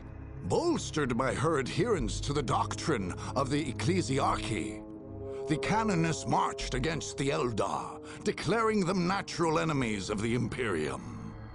The many ruses and deceits of the alien enemy could not prevail against the Sisters of Battle, religious zeal, and devastating flames. Following the victory and the necessary prayers and ablutions, Canoness Agna ordered the ancient Eldar stronghold cleansed. Almost all the Eldar technology was burned and cleared away. The upper wastes were ritually purified and declared territory of the Imperium and dominion of the Ecclesiarchal Sisterhood. The Sisters of Battle, who piously hold all forms of alien life in disdain, treated the Necron threat with the greatest disgust possible. A Sister of Battle's highest hope was martyrdom in her Emperor's name. Ultimately, this revulsion at the Necrons must have fueled the Sisters' passion in the heat of battle and brought them to their righteous victory. The sight of a Necron city half uncovered from beneath the Immosan sands conjured for each and every sister the enormous monstrosity of their foe. Defeat was unacceptable. Such a thing could not be permitted within the reach of the Imperium. The sisters' fury and their inspired acts of faith fully overwhelmed the Necrons.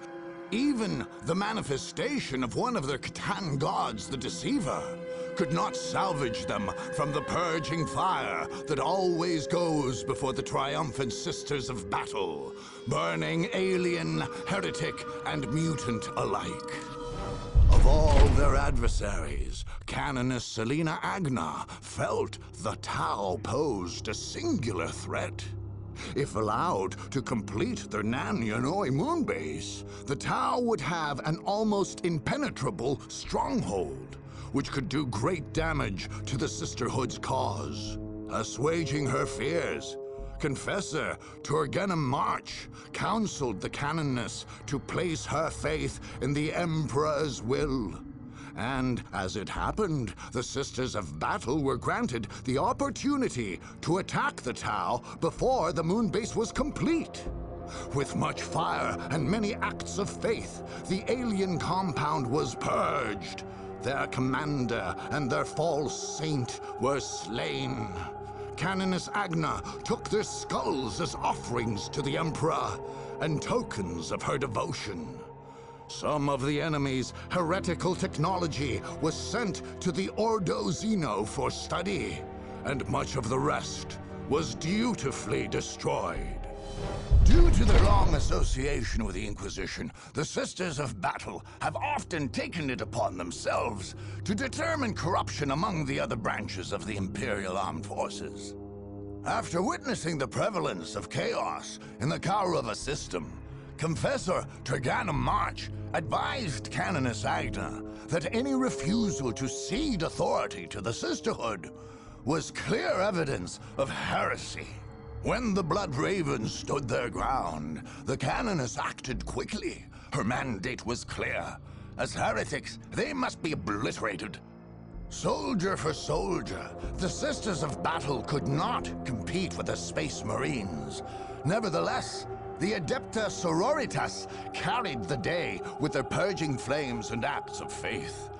Any survivors were shown the mercy of battlefield confession, which was far quicker and less painful than proper Inquisition proceedings. It was regrettable that so many Space Marines had to die. It was regrettable that they had come under suspicion of taint. But whatever the circumstances, corruption must be fought and at all costs wiped out. The fact that the Imperium had shared a planetary system with the filthy Orc barbarians for hundreds of years, rather than promptly exterminating them, filled Canoness Selena Agna with disgust. Her sisters would tolerate such an infestation no more than the taints of heresy or mutation. Of course, the failures of the weak Imperial Guard had become compounded. The Orks had been allowed to enter the dangerous war phase and could no longer be ignored. Cleaving to their sense of duty, and with a great deal of purging fire, the Sisters of Battle stormed the ancient Orc retreat in the Rokclaw Mountains and thoroughly routed their foes. The Canoness took her victory as a testament to their faith. When it was discovered, after the battle, that the war boss Gorguts had somehow escaped, she maintained that the Emperor had humbled them in their moment of victory, lest they grow too proud. On arriving in the Kaurava system, Confessor Turgenem March had remarked to Canoness Selena Agna that he would not be surprised if the place were so corrupt that it all must be put to the torch. In retrospect, these words seemed prophetic.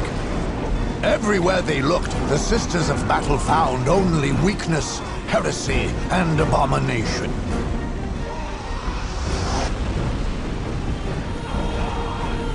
Chaos had nearly devoured the entire system, beginning with the fourth planet.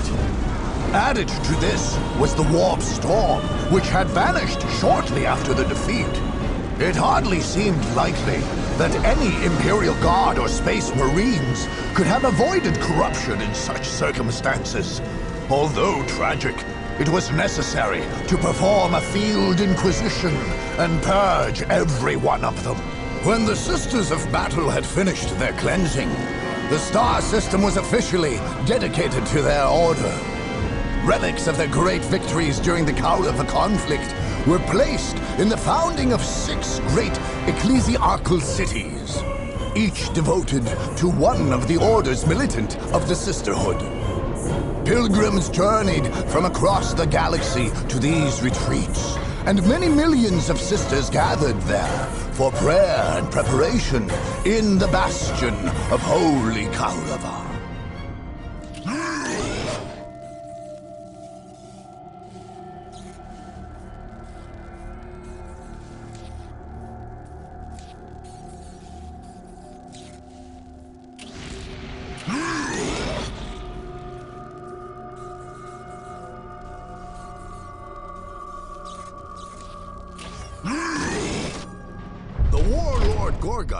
Took it as a personal affront that the Tau had chosen a base of operations on the moon directly above the Ork enclave in the Rokclaw mountains of Kaurava II. More offensive still was the Arca Cannon, which exemplified the Tau principle of fighting from a safe and tactical distance. Of course, almost anything could offend Gorguts, and he would have come to attack the Tau sooner or later just because they were there.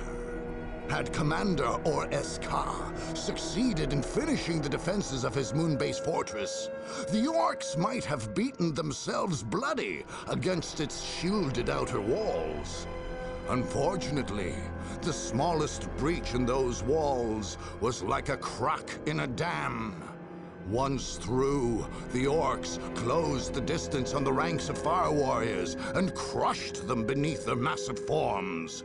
While much was looted by the Ork hordes, Gorguts claimed the Arca Cannon for himself, planning to use the biggest guns he had ever seen to aid his war.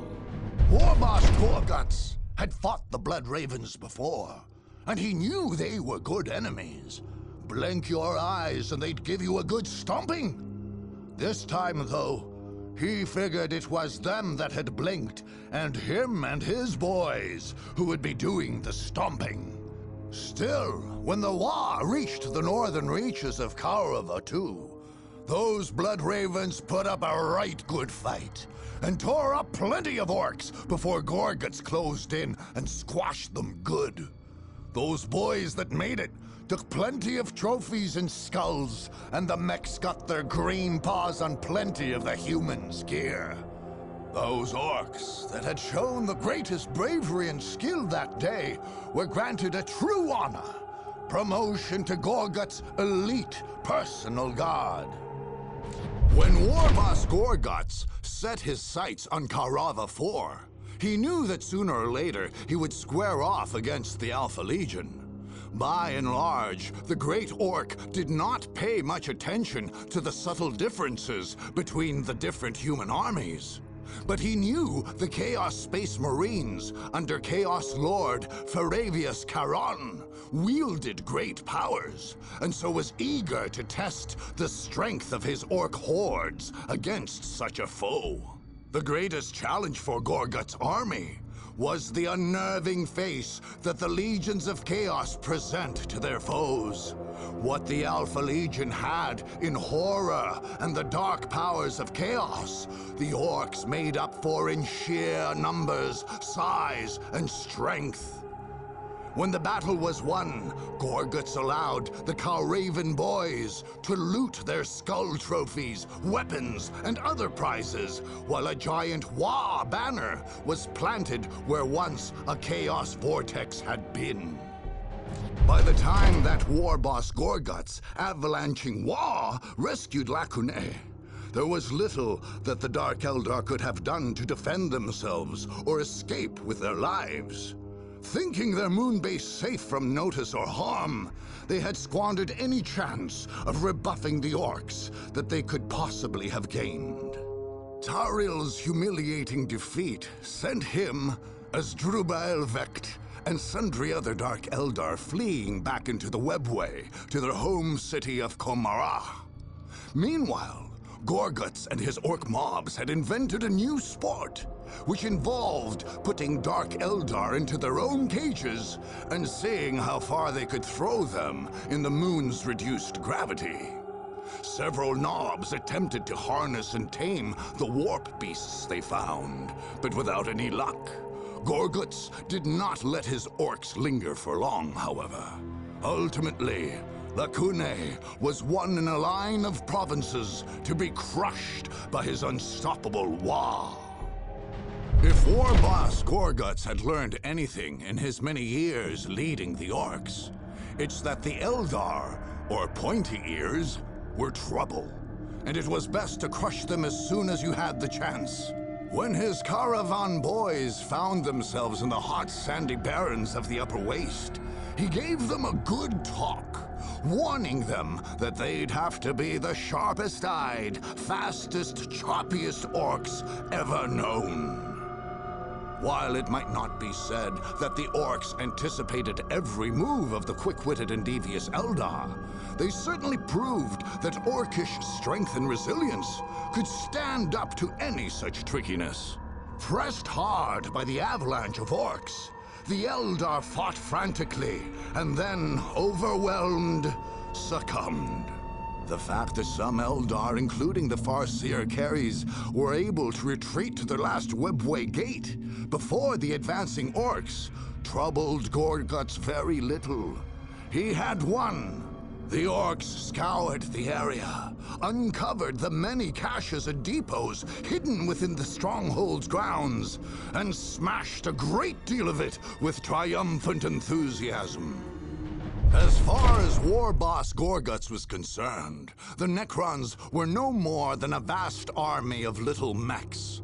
True enough, some of the boys seemed a bit unnerved by the dark metal battalions that massed like a lake at the base of the exhumed necropolis on the Immosan coast. But Gorguts simply made sure that they were more frightened by him, and they fought good enough. Although he'd had his doubts, the victory over the Necrons was as good a proof as any, in Gorguts' eyes, that the Kauravan boys were worth their squigs. They had a tough time of it, descending into the bowl of death among the hot sands. But as Gorguts figured these things, Orks were for fighting, and there was nothing better than a good, hard fight so long as you won. Sure, that Deceivi thing had come up, and turned his boys' heads this way and that, but they beat it good in the end. When Gorguts Wa came to Kaurava 1, its strength and momentum had reached truly great proportions.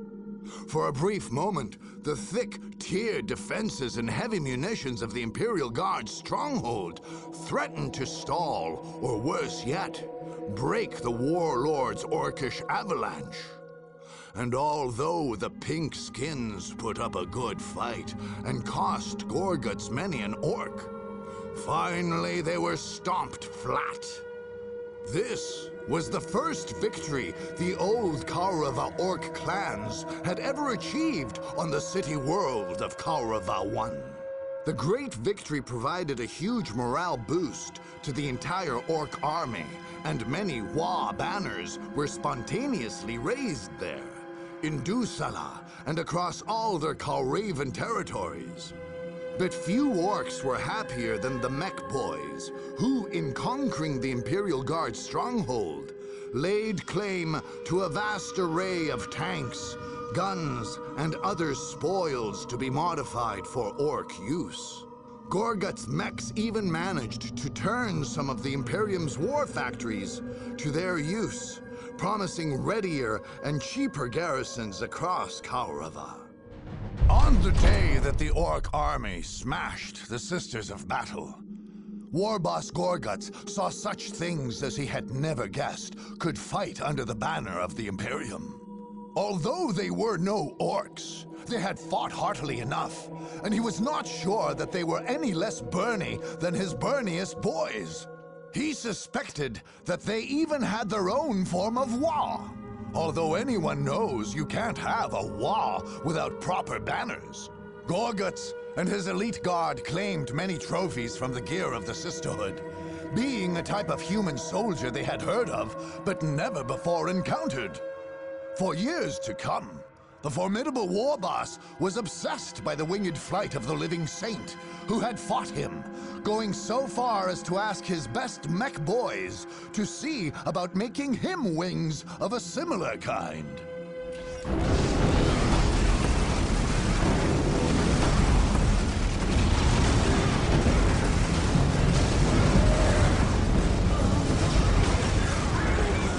Under the visionary leadership of War Boss Gorguts, the Orks achieved a complete and unrivaled victory over all 4 planets of the Kaurava system. Generations of Kauravan Orks had dreamed of such a day, never imagining that they would not only overthrow the Imperial gods, but 7 other armies to achieve their aim.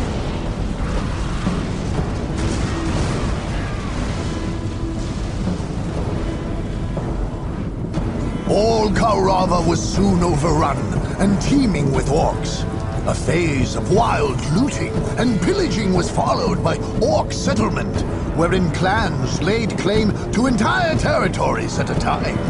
Without the watchful eye of Gorguts, however, all this would have ended in confusion and petty clan warfare.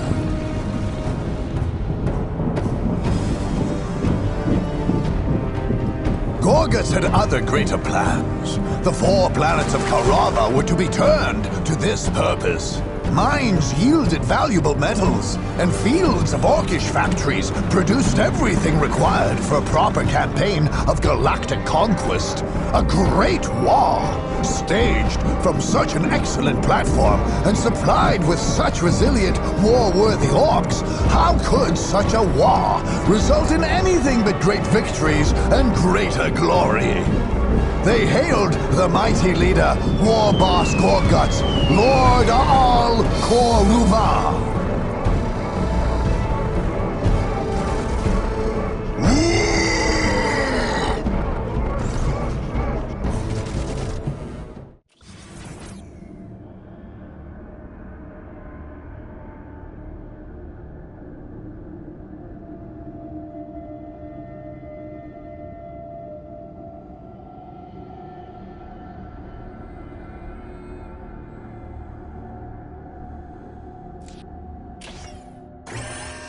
Commander Orks had personally seen several engagements with the Orks, and considered them entirely beyond hope of reform.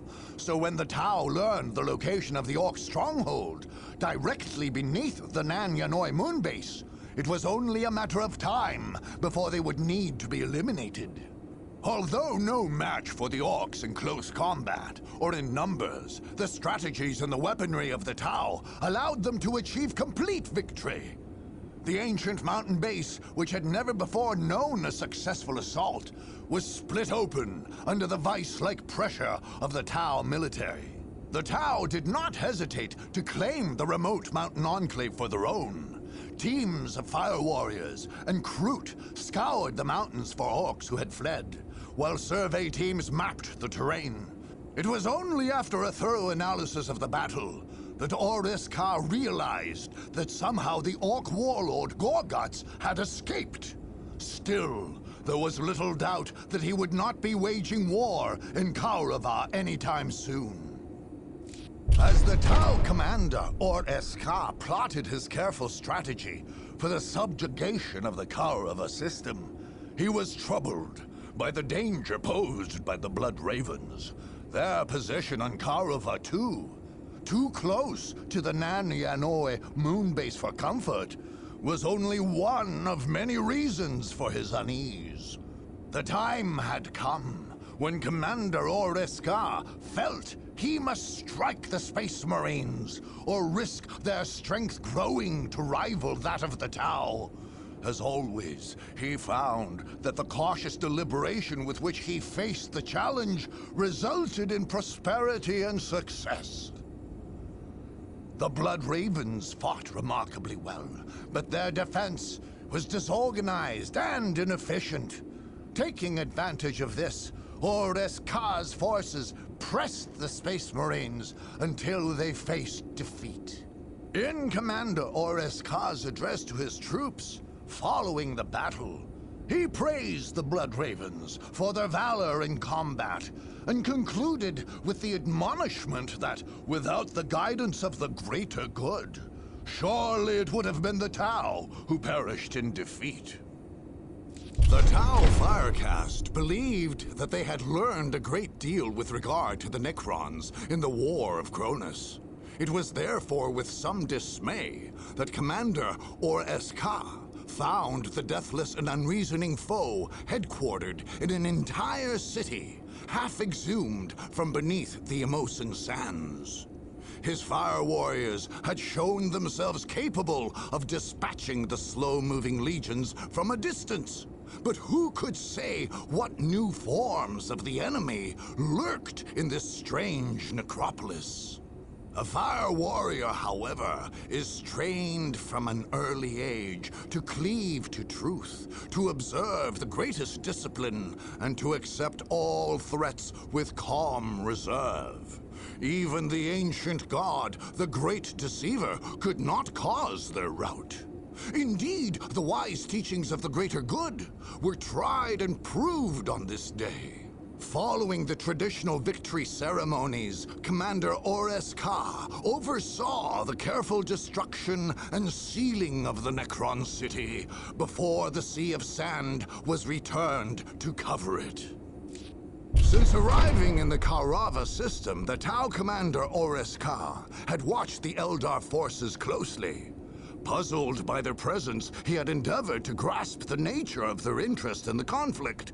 Unfortunately, Orks was unable to know the ancient feud between the Eldar and the Necrons, or interpret the actions of Farseer Karis, who led not by strategy in the Tau sense, but by powerful visions of future dangers. To him, the Eldar were on an inexplicable warpath.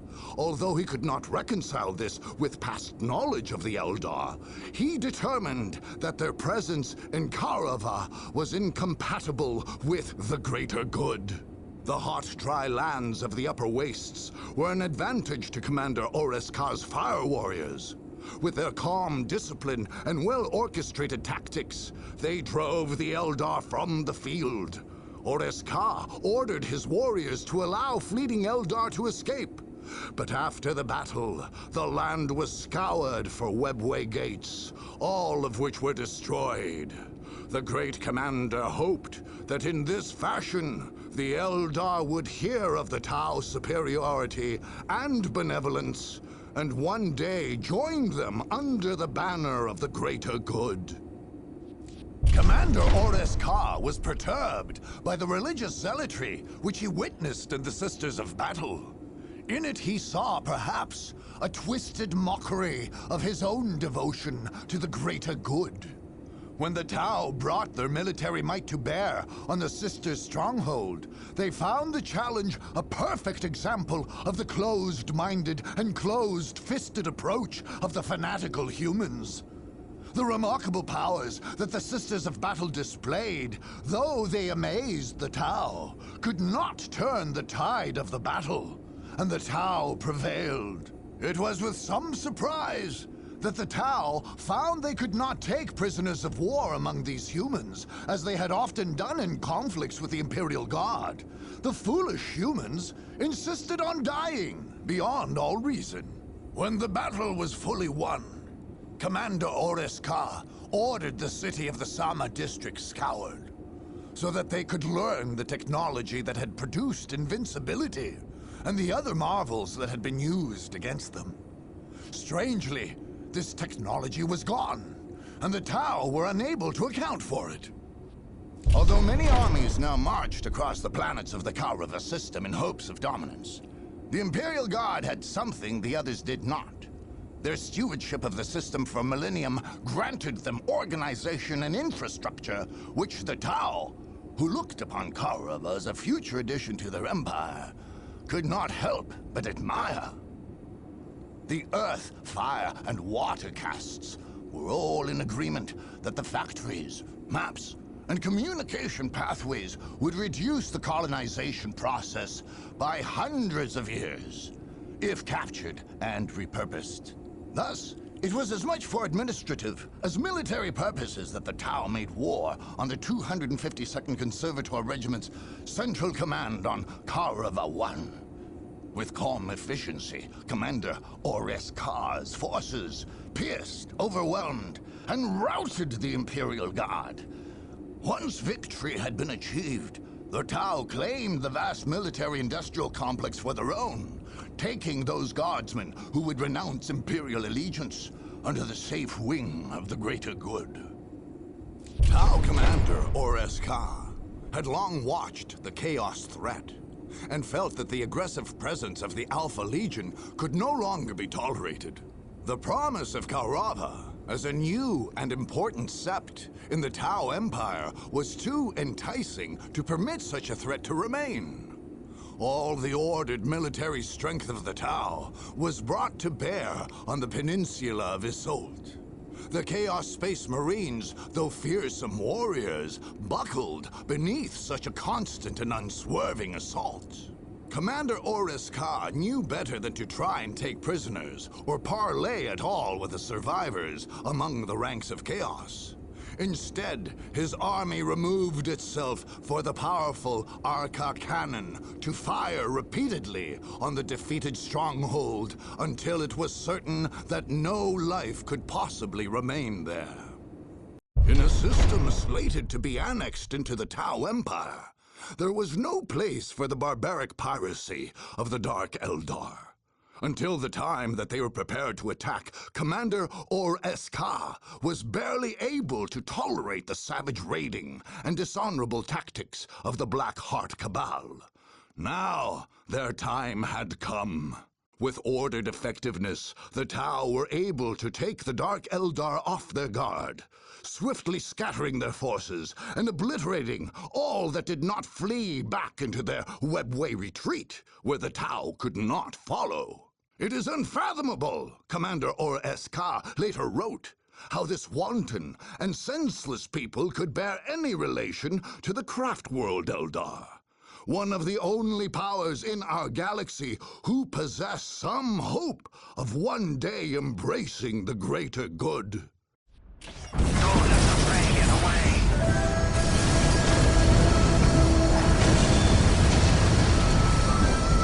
Defeating 8 powerful armies was a potent demonstration of the great strength, great strike tactics which Commander Orks espoused.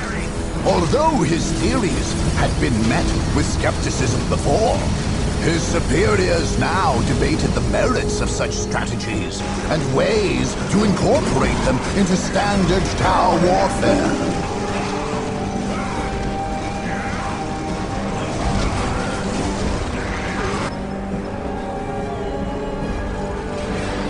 With the Kaurava conflict definitively settled, Commander Orks' first cautious step was to complete and upgrade the defenses of the Nan Yanoi Stronghold.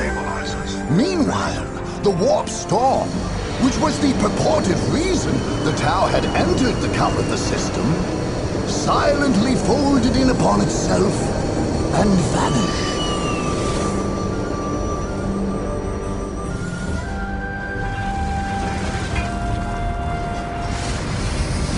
The Warp Storm gone, the Tau fleets began to make their way to Kaurava untroubled, and a massive colonization project then began.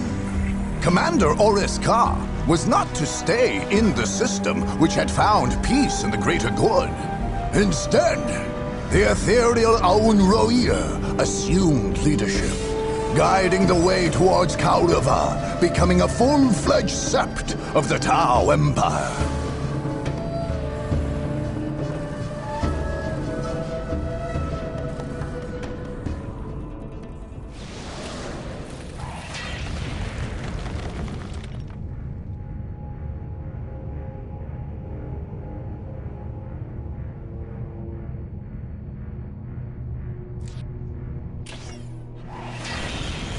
Many millennia ago, the Necrons and Eldar had waged epic war across the lands of Kaurava III.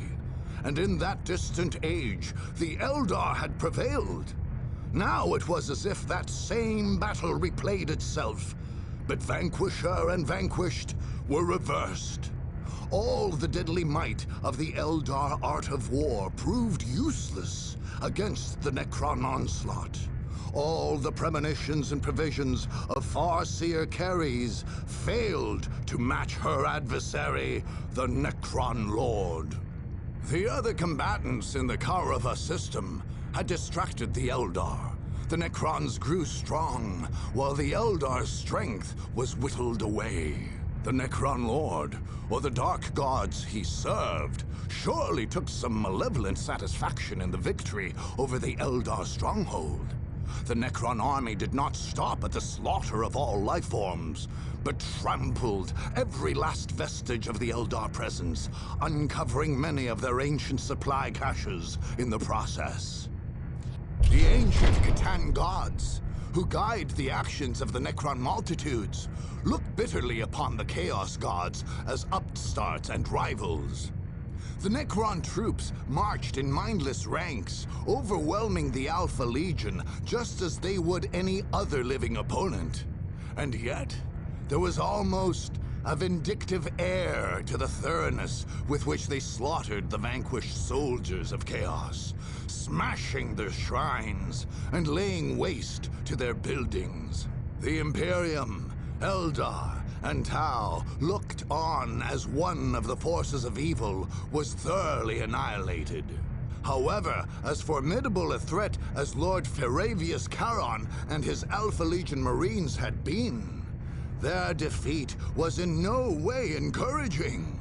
Could any living force halt the tidal wave of Necron death as it crashed over the planets of the Kaurava system?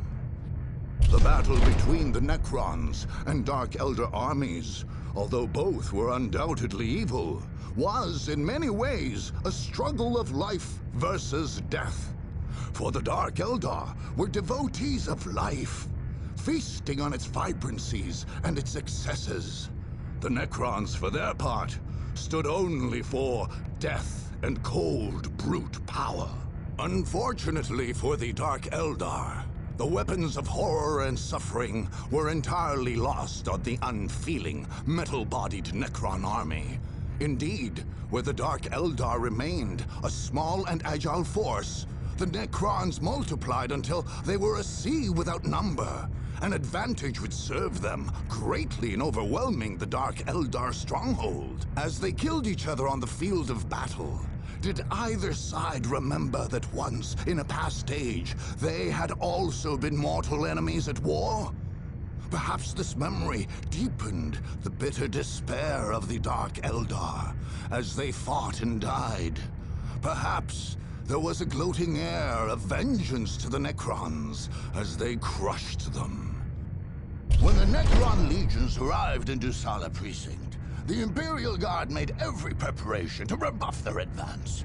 Unfortunately, few walls are thick enough, and few batteries of cannon are heavy enough to stop the Necrons once they are moving in full force. Despite all the tanks, artillery, and tactics he could muster, General Stubbs was helpless against the deathless tide, and the Imperial Guard were overwhelmed. The victory was not swift, but it was absolute. The day after the battle, not even the corpses of guardsmen were to be found. Only a host of new Necron soldiers and new monoliths where Imperial bunkers had formerly stood. The Necrons had even discovered the vast generators that had powered the many factories of the Dussala Precinct, and harnessed the energy for their own terrible purposes. The brave soldiers of the Order of the Sacred Rose had fully believed themselves girded and steeled against all assault, most of all in their own bastion on Kaurava I. So their surprise was great indeed when the Necrons came upon them with irresistible force, making mockeries of their flamers, tanks, and acts of faith. Those weapons might have sufficed against the mortal and the living, but alas, the Sisters of Battle faced an entirely different sort of foe. A foe which no prayers succeeded in averting or casting down. The Necrons swarmed across the cities of Sama District, swallowing whole all that moved, and crushing all that did not. After this was done, where prayers and organ music had once been heard, silence reigned. Silence, except for the dull throb of the Necron generators and the dull thunder of the Horde marching off into the distance. The brutality with which the masses of Necrons crushed the Nan Yanoi moonbase was one of the bloodiest episodes of the Kaurava conflict. It had been suggested that had the Tau completed their advanced defenses on the base, the Necrons would have been easily deflected.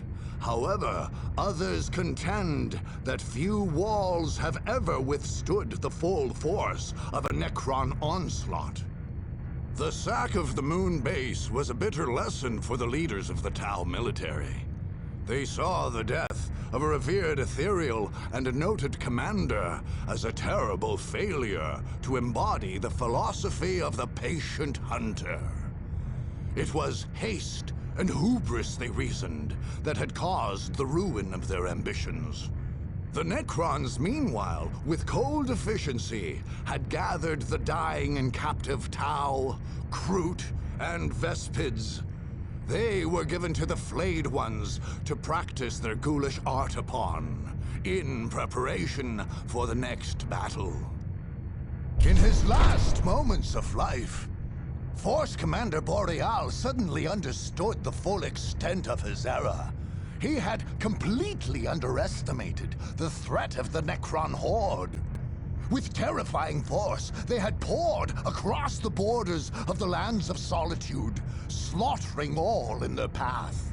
As the last flicker of consciousness was dissipating from his clouded eyes, the great Space Marine reviewed all that had passed, and saw that by the time his scouts had spied the Necrons through their scopes, his defeat was already inevitable.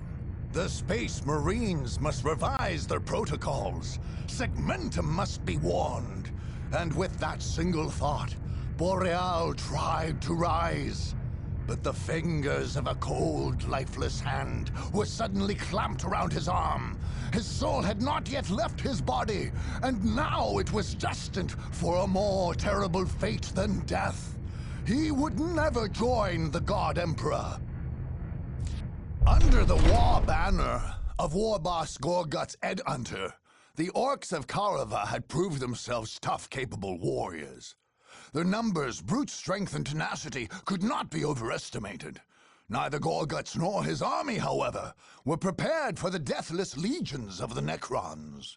Undaunted by the fearsome reputation of the Orks, the Necron shadow swept in on the Rokclaw mountains. They coursed through the mountain paths and poured into the ancient stronghold sacred to the Kauravan Orks, which had never before known intruders. Although the Orks fought bravely, and many who died that day should have been sung heroes, all fell, crushed beneath the flood. This decisive battle spelled the end of the Kauravan Orks. The Necron methodically hunted every last Ork down. Strangely, several reports suggest that an Ork rocket blasted off from the Rokclaw Mountains, just at the moment of the Necron victory. Still, even if Gorguts were aboard this rocket and made it to safety, the Kauravan cause was lost for the Orks. Once, in another age, the Necrons had fought a great war in the Kaurava system and lost.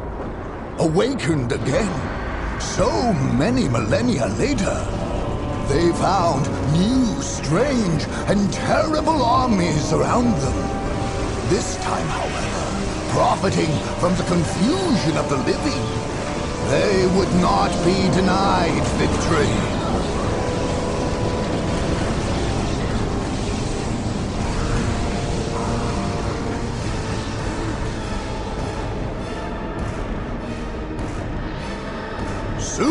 The planets teemed with the dark forms of the Necron army. Great tomb ships stood guard while others launched on excursions of conquest. In all doings, their enemies succumbed quickly in confusion and terror. This was no accident. Where the Kaurava Necrons went, their god, the Great Deceiver, ever clouded the minds of their foes.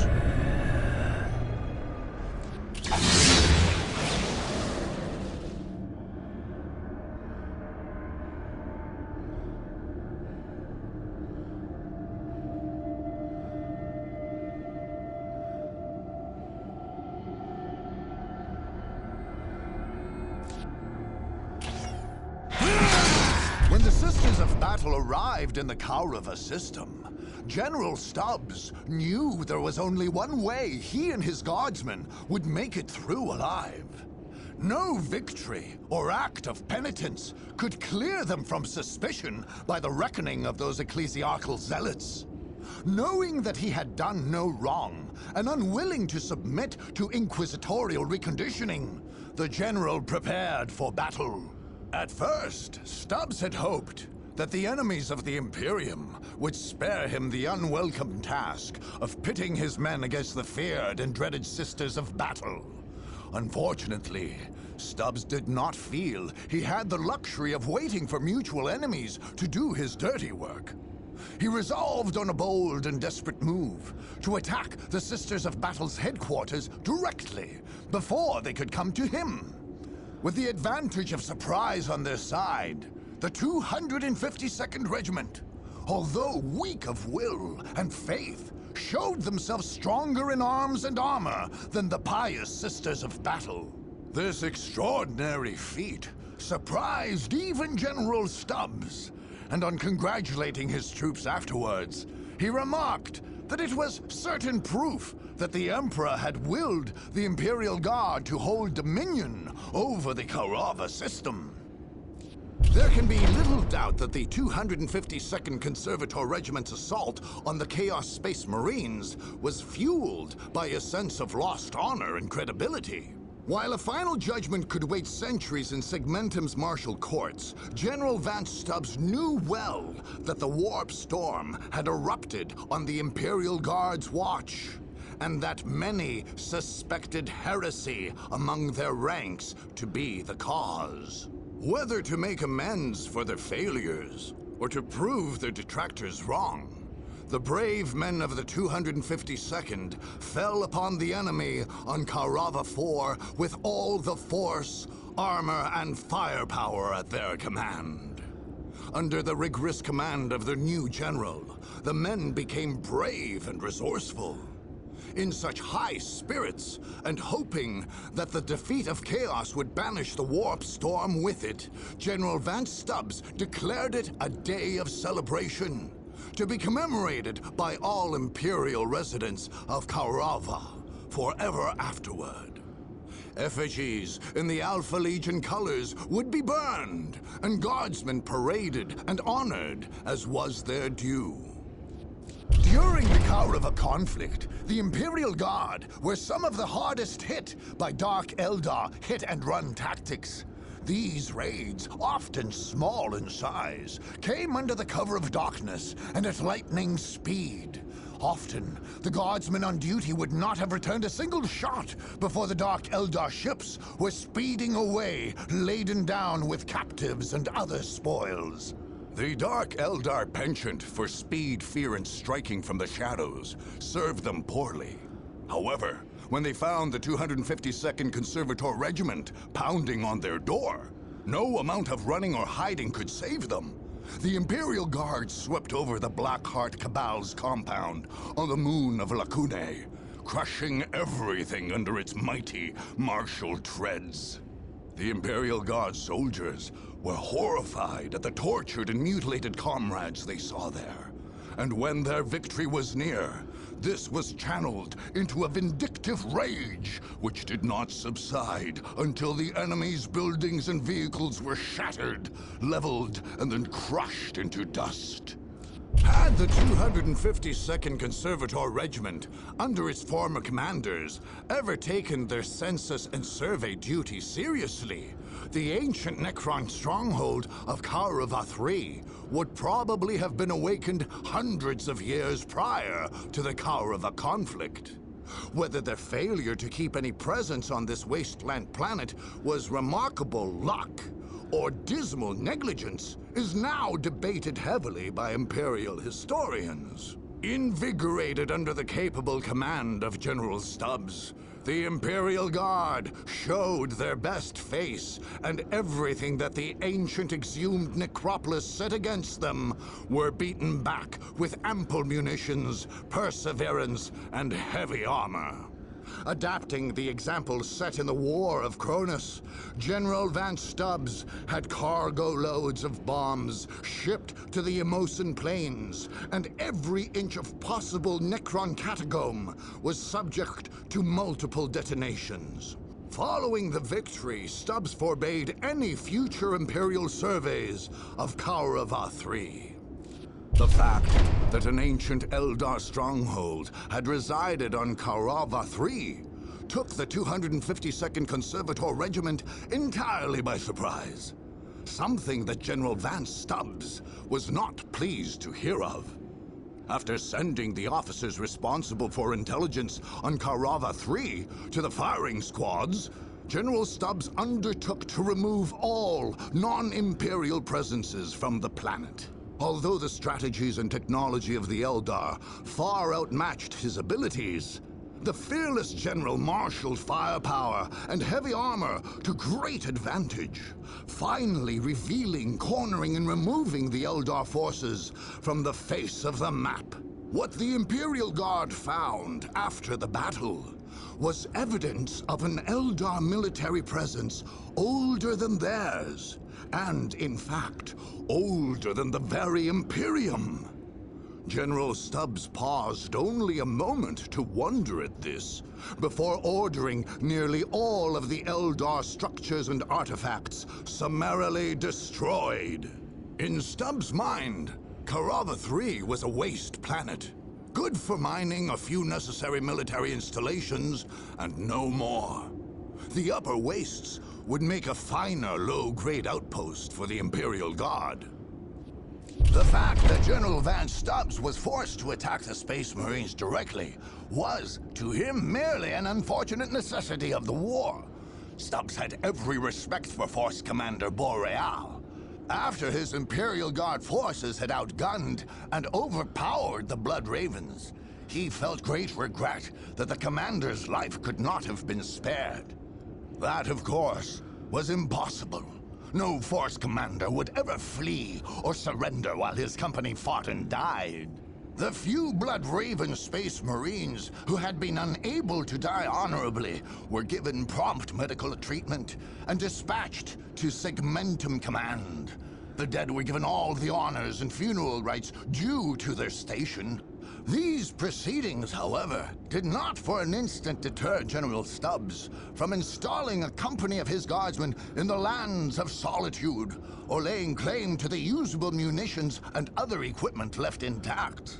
The loss of good Imperial Space Marines was regrettable, General Stubbs reflected. But the charter of his regiment and his own personal ambitions had, after all, left him only one course of action. The Kaurava system had known strife between the Orks and the Imperial Guard long before the present conflict, in the form of isolated outbreaks and outright war. But before this time, the Guardsmen had faced the Kauravan Orks alone, who were never as organized or aggressive as now, under the leadership of War Boss Gorguts. Unfortunately for the Orks, the Imperial Guard was also fighting under a new leader. The determined General Stubbs dogged Gorguts right into the Rokclaw Mountains, farther than the Imperial Guard had ever penetrated, and there dealt his Wa a mortal blow. While the Orks of Kaurava were thoroughly defeated, less is known concerning the great Ork war boss himself.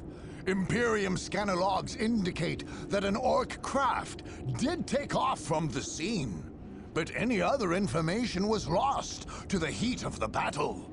The guardsmen of the 252nd Regiment, who had fought in the Battle of Rokclaw, took on the proud moniker of Orks Bledders, and the mountain itself came to be known as Stubbs Peak.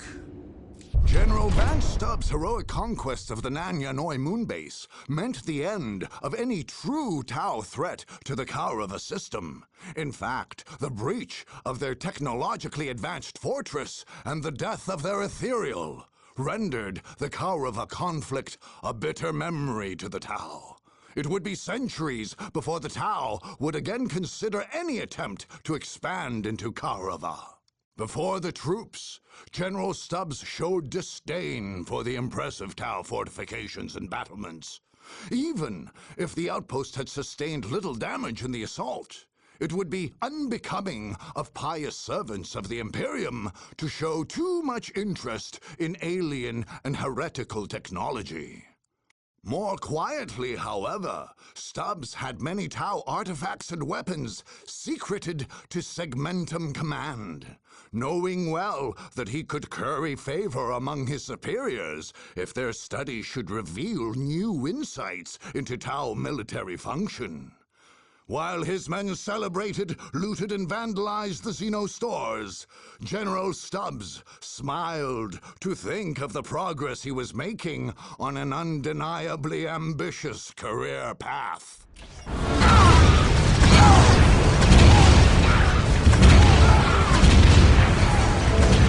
The 252nd Kauravan Conservator Regiment proved the right to rule in no uncertain terms. General Vance Stubbs' ability to organize and reform this long-neglected army did not go unnoticed by the Segmentum top brass. His career could not fail to rise, in time, beyond the role of Governor-General to a small star system.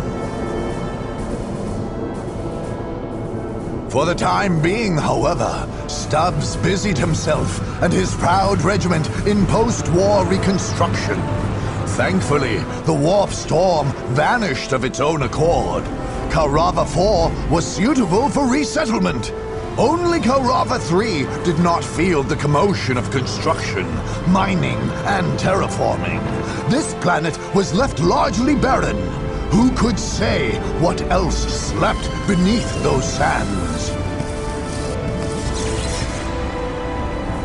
In time, the system became a proud Imperial hub, and famed Guard academies turned out superior infantry, second only to Caster itself.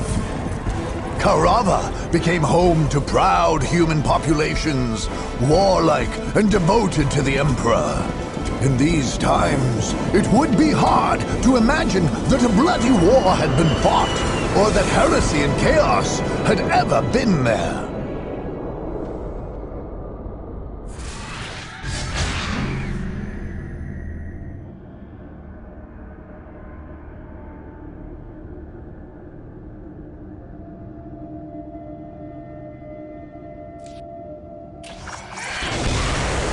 It was the Necron threat that had originally brought the Ulthwe Eldar to the Kaurava system.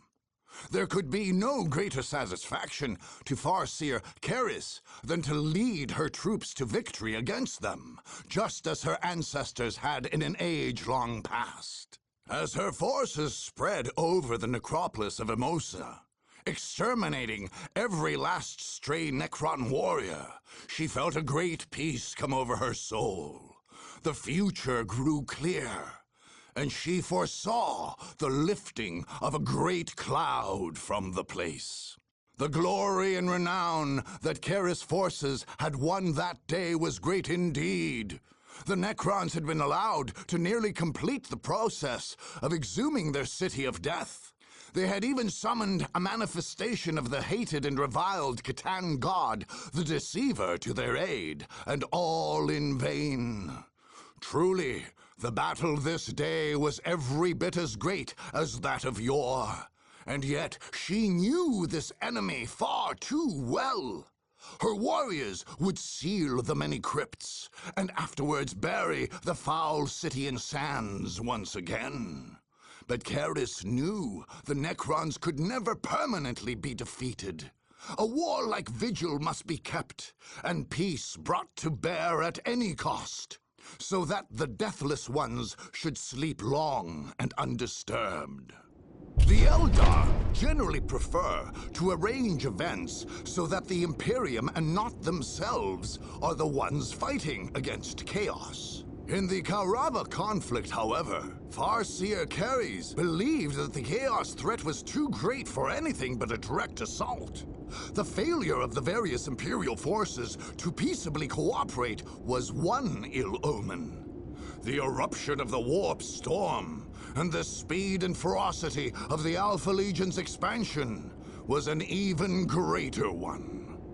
The war between Eldar and the Chaos Space Marines was relentless and destructive, as both sides possessed and fought with powerful psychic abilities.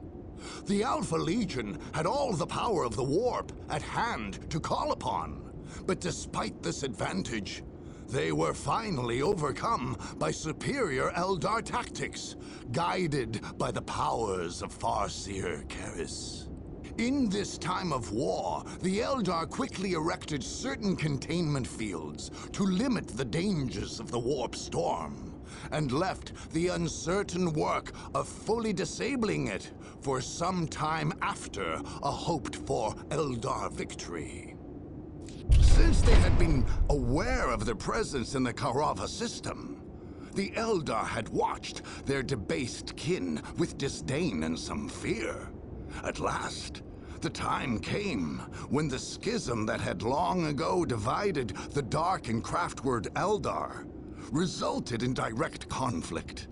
Perhaps the Archon Taril's kind had grown weak or complacent in the safety of their moonbase. Whatever the cause, they were unprepared for the force of the assault which Farseer Caris led against them. With the cold inevitability of fate, the Eldar swept the Blackheart Cabal forces from the surface of the moon, along with all evidence of their depraved deeds. Caris issued specific orders, however, to allow the small number of fleeing Dark Eldar to escape. It was her full intent that news should reach the Dark Eldar home city of Komorrah of her victory and their defeat. The Eldar knew well that the Sisters Militant would endeavor to exterminate any army outside of the Imperium, and possibly any force within it.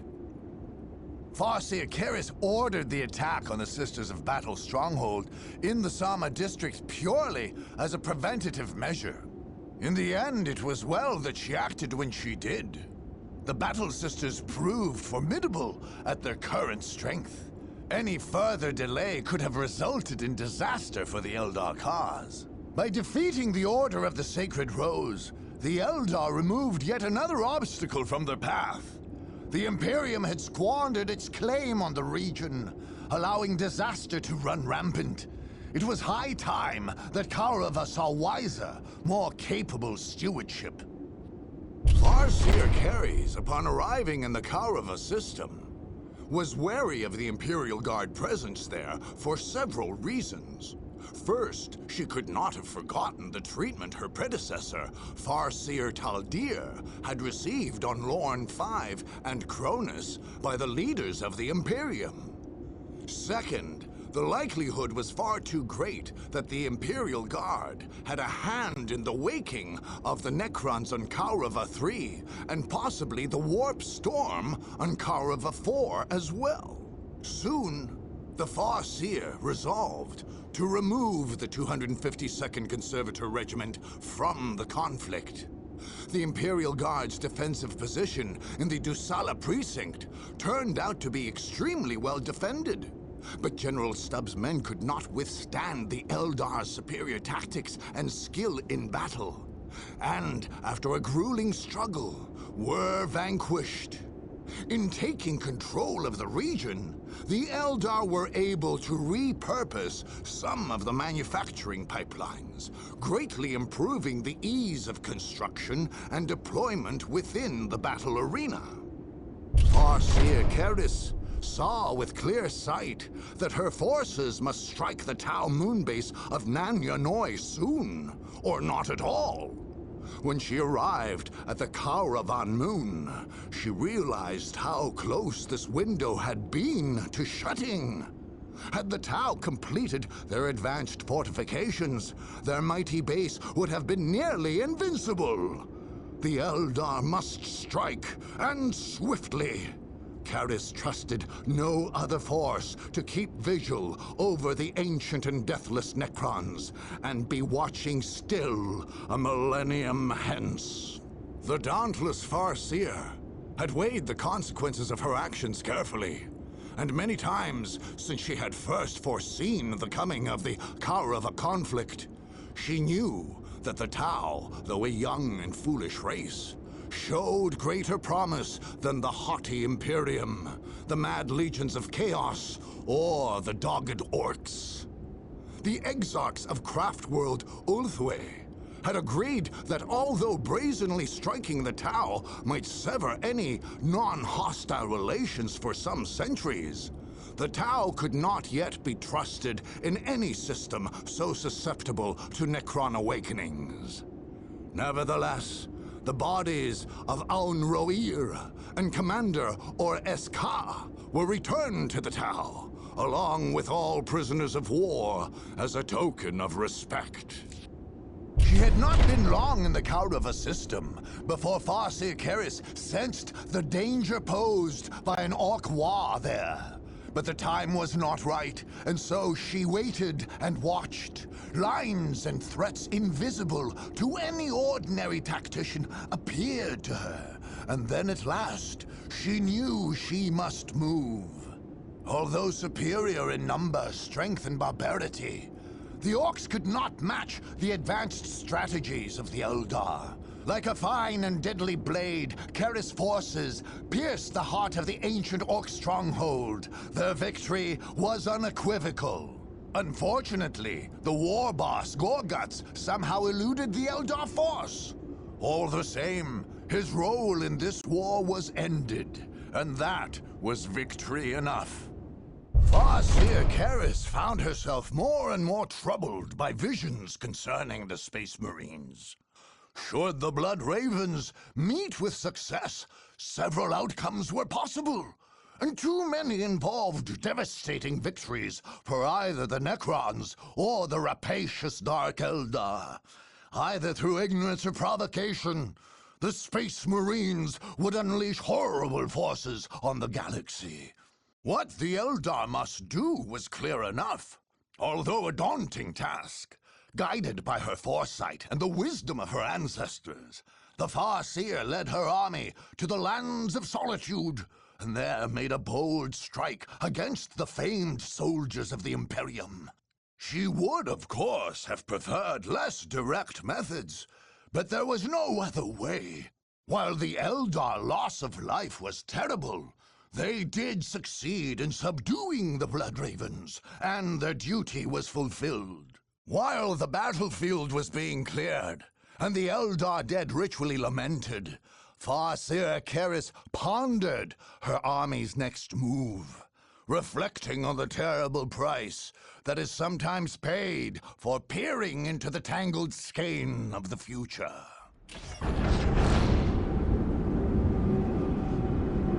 At the end of the bloody contest, only the Eldar army remained standing. The Necron had been returned to the depths of Kaurava 3, and all those who would meddle, pillage, or spread chaos throughout the galaxy were gone. Farseer Keris had succeeded in her task. She had led her people among the branching roads of the future to the best possible of ends.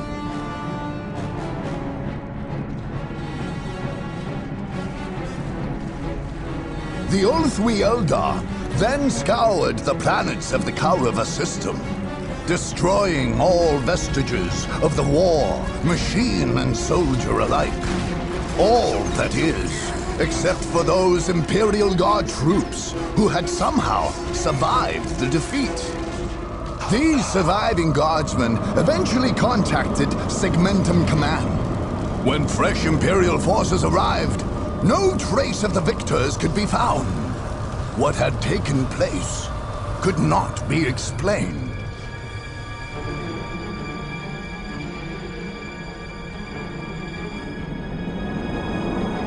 A new Imperial regiment was instituted, this time under greater ecclesiarchal surveillance, and rebuilding began.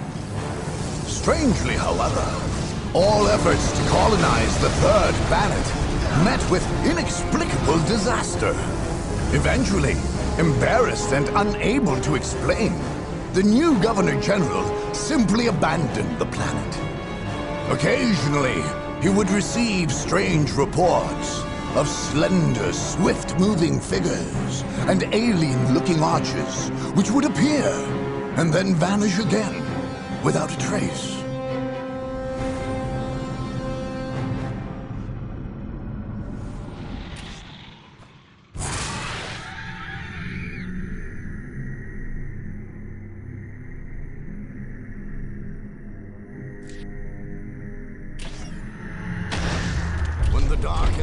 First arrived in the Kaurava system, they had been happy to conduct the raiding parties against the Alpha Legion as often as any of the other warring forces within their grasp. However, the Chaos Space Marines' position directly below their moon-based stronghold was simply growing to be too great a threat. Archon Terrell took all but 2 leaders as fools in the Kaurava conflict. Farseer Keris and Lord Charon. These 2 alone might know where in the shadows to look for his fleets of raiders and ravagers. As the Dark Eldar power grew great, Lord Terrell saw his chance and decided to wipe the Alpha Legions from the system. With ruthless speed and efficiency, his savage forces descended upon the peninsula of Iseult. The savageries and abominations of chaos, rather than dismaying them, merely whetted their appetites for slaughter and mayhem. Although the Alpha Legion fought heroically, they were overwhelmed and outmaneuvered. The Blackheart Cabal raiders took cultists and wounded Chaos Space Marines by the hundreds, dividing their spoils between tribute to their masters and use in a great feast of souls to follow the victory. From the moment that Archon Terrell's raiding force crossed into the Sama district, it was a contest of speed versus flame, of jagged and poisonous wickedness against stiff and narrow zeal.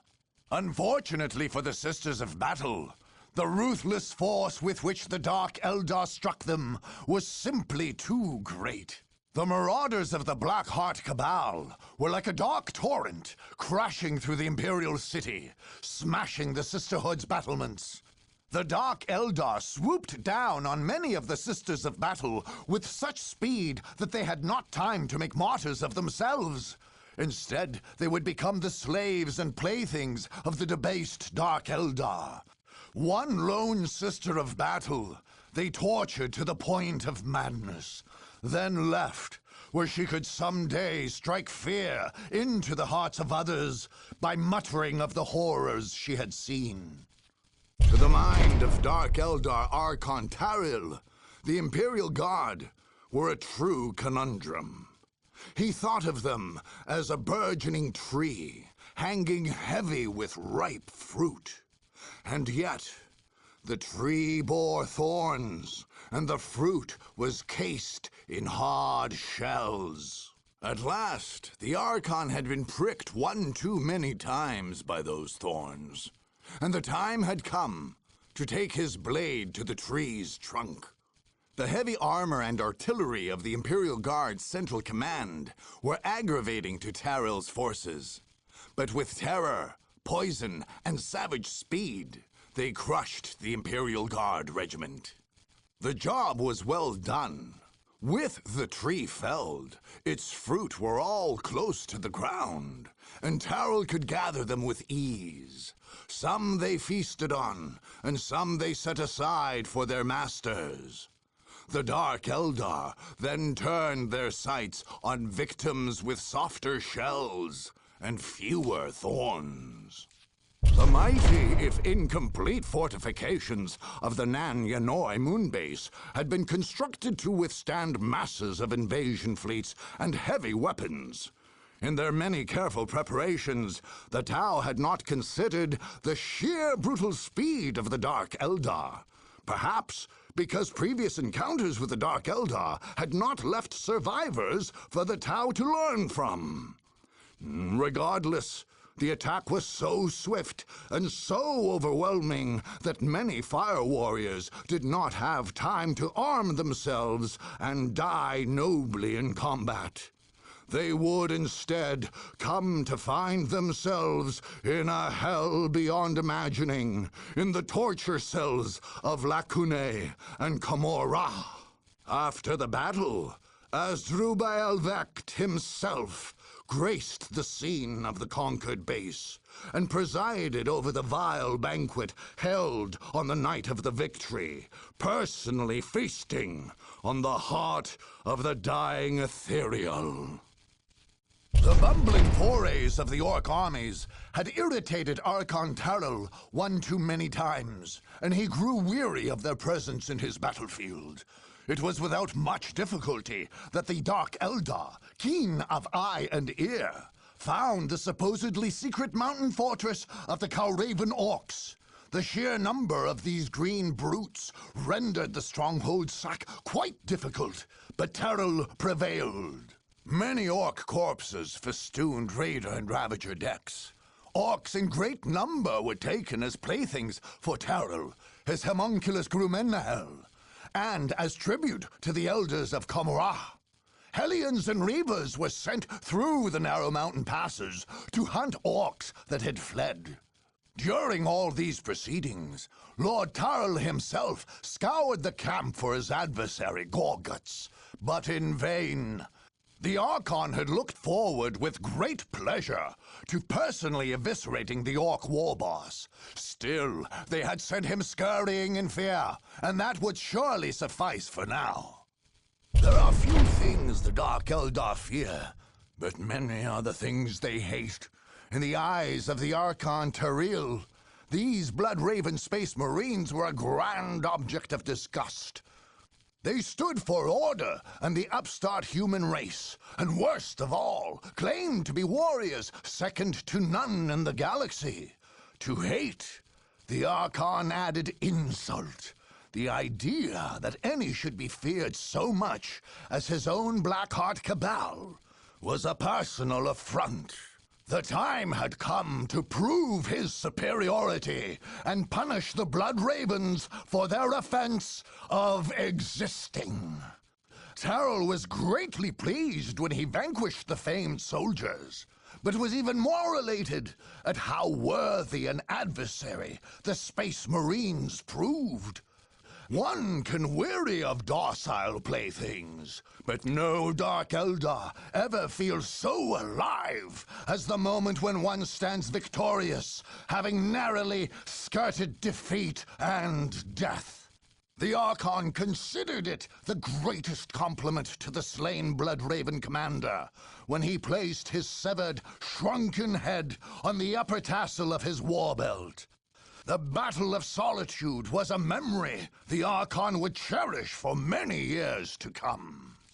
Although it was in a different age that they parted ways with their Craft World relatives, the Dark Eldar had not forgotten the dark and bloody wars between their ancient kindred and the Necrons. The fiendish machines made poor victims of Dark Eldar piracy. They were always armed, and although their frames did encase souls, those were feeble and sour, and could not be tortured before reaping.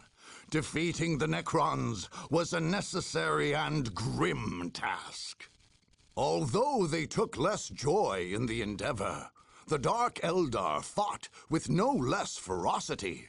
They danced and fired before their deathless foes with vicious abandon. The Necron legions could not stop them, and neither could the threat of the great monoliths. Not even the appearance of the great deceiver, summoned into corporeal form, could avert the Dark Eldar's victory. Alas, no celebrations followed. They took no slaves and pillaged no goods. Their duty done, Taril's forces fled the place in search of foes who could bleed and plead and cry out in pain. Eldar do not easily forget.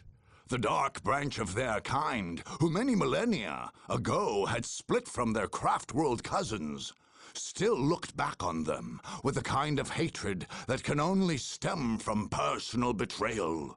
Since they had arrived in the system, Archon Taril had kept a wary eye on the doings of the Eldar Farseer. Debased by nature, he could not restrain himself for long against the provocations of this ancient hatred. When he felt he was strong enough, he and his bloodthirsty raiding band fell upon the Eldar stronghold of Iseult, which the Imperium had named the Upper Wastes. Archon Taril and Farseer Kiris were pitted one against the other, speed for speed, trick for trick, evasion for evasion. But in the end, it was the Dark Eldar who struck the final blow. The wild pleasure that his warriors took in defiling the captured Eldar was far greater than it could have been for any other race. Of course, the bulk of hostages were reserved for tribute to Taril and his superiors. Yet, in spite of all his bounty, Taril was deeply pained to learn that Farseer Kiris had escaped and might never be made his personal plaything. Still, the victory was great, and would raise his standing among the Archons of the Black Heart Cabal. With the last major threat removed, the Dark Eldar were now free to roam through the Kaurava system, pillaging and laying waste as they saw fit.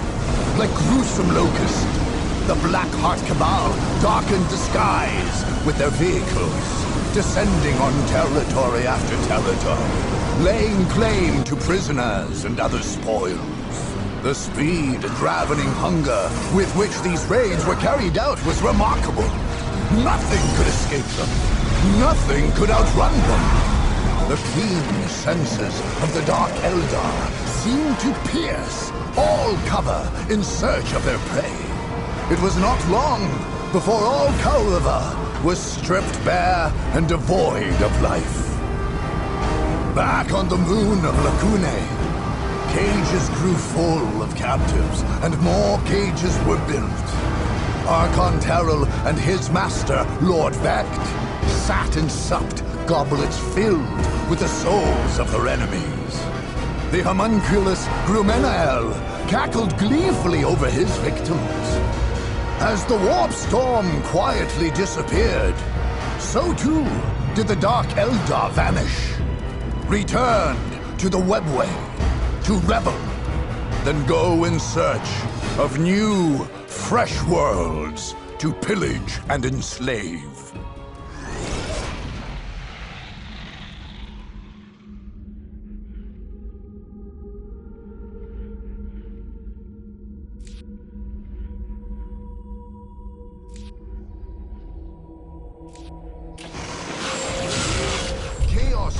Feravius Charon had grown weary of the pestilential nuisance of the Dark Eldar, and felt the time had come to crush them under the pitiless hammer of his Alpha Legion Chaos Space Marines. Had the Dark Eldar refrained from conducting raids on their chaotic comrades, they might have prospered in safety upon Kaurava 4's single moon. But alas, their time had come. The Archon Taril's band of pillagers were no match for a full army of Chaos Space Marines. Unable to hide or run in their own base camp, the Dark Eldar fell before the invaders' fire. The Dark Eldar who were not slaughtered or fled found themselves subject to their vanquishers' cruel games. The heretic Chaos Space Marines made sport of their victims in the very cages and torture chambers in which their own brethren had been made to suffer. A just reward indeed, from the evil to the depraved. With their arrival in Kaurava 4, Lord Charon's forces had wiped out in a single blow the 253rd and 254th Conservator Regiments of the Imperial Guard. Then, after crossing the entire system in a warpath of blazing conquest, they came to face the 252nd Regiment in their heavily defended city stronghold. The Alpha Legion no longer had the element of complete surprise, or the Warp Storm to their advantage. But the result was the same: utter victory for Chaos. The Alpha Legion considered this conquest a strike against the Imperium itself. Lord Charon let his Chaos Space Marines, cultists, and other forces loose upon the city. The guardsmen were rounded up. Those that did not turn over to Chaos immediately did so out of madness after a little torture. And very few died faithful to their false emperor. Although Stubbs himself had somehow escaped, the broken bodies of his top officers were set up high upon a stage as a token and trophy of the day. Second only to the Space Marines, the Alpha Legion found a natural enemy in the Sisters of Battle. If anything, the Sisters Militant stood even closer to the false emperor, whose destruction they were sworn to perpetrate. In the Order of the Sacred Rose, the soldiers of Chaos saw more than revolting pious zeal. They saw manifest evidence of the Emperor's powers through the Sisters of Battle's many acts of faith. Spurred by these considerations, and the active threat the Sisters of Battle posed, Lord Charon resolved on a direct attack. He would prove definitively the superiority of the Chaos Gods. The Alpha Legion Chaos Space Marines certainly proved their own superiority that day, routing the Sisters of Battle and spurning their powers, prayers, and their living saint alike. Of the dark ceremonies and horrible atrocities that the victorious soldiers of Chaos perpetrated there in the Sama district, it is not best to give a full account. Under the orders of Lord Charon himself, however, several particularly horrible examples were blasted into space, in a path that would surely be intercepted by an Imperial battle fleet. In truth, the Necrons and the forces of Chaos have little in common other than their enemies. Where one is a cold and silent army of death and dominion, the other revels in wild noise, mutation, and action. When the Alpha Legion found themselves standing above the cold necropolis that had emerged from the Immosan sands, they saw not just a foe, but the one thing which in their mad power and zeal they feared and abhorred: subservience, silence, the void. In the Battle of Immosa, the wild powers of the Chaos Gods proved themselves in every way superior to the older Catan gods of death. Even when one of these gods, the Great Deceiver, was summoned to fight in corporeal form against the Alpha Legion. By the time they were done, nothing was left of the ancient Necron city. All had been toppled, shattered, and smashed to dust. Frustrated by their elusive tactics, Chaos Lord Feravius Charon felt a growing ire towards the Eldar. His longing to crush these troublesome foes, combined with his desire to claim the barren lands of the Upper Wastes for a great temple and testament to the powers of Chaos, ensured that the Alpha Legion would attack at their stronghold without great delay. Soon Lord Charon could wait no longer. and his Chaos Space Marines struck with deadly might and fury.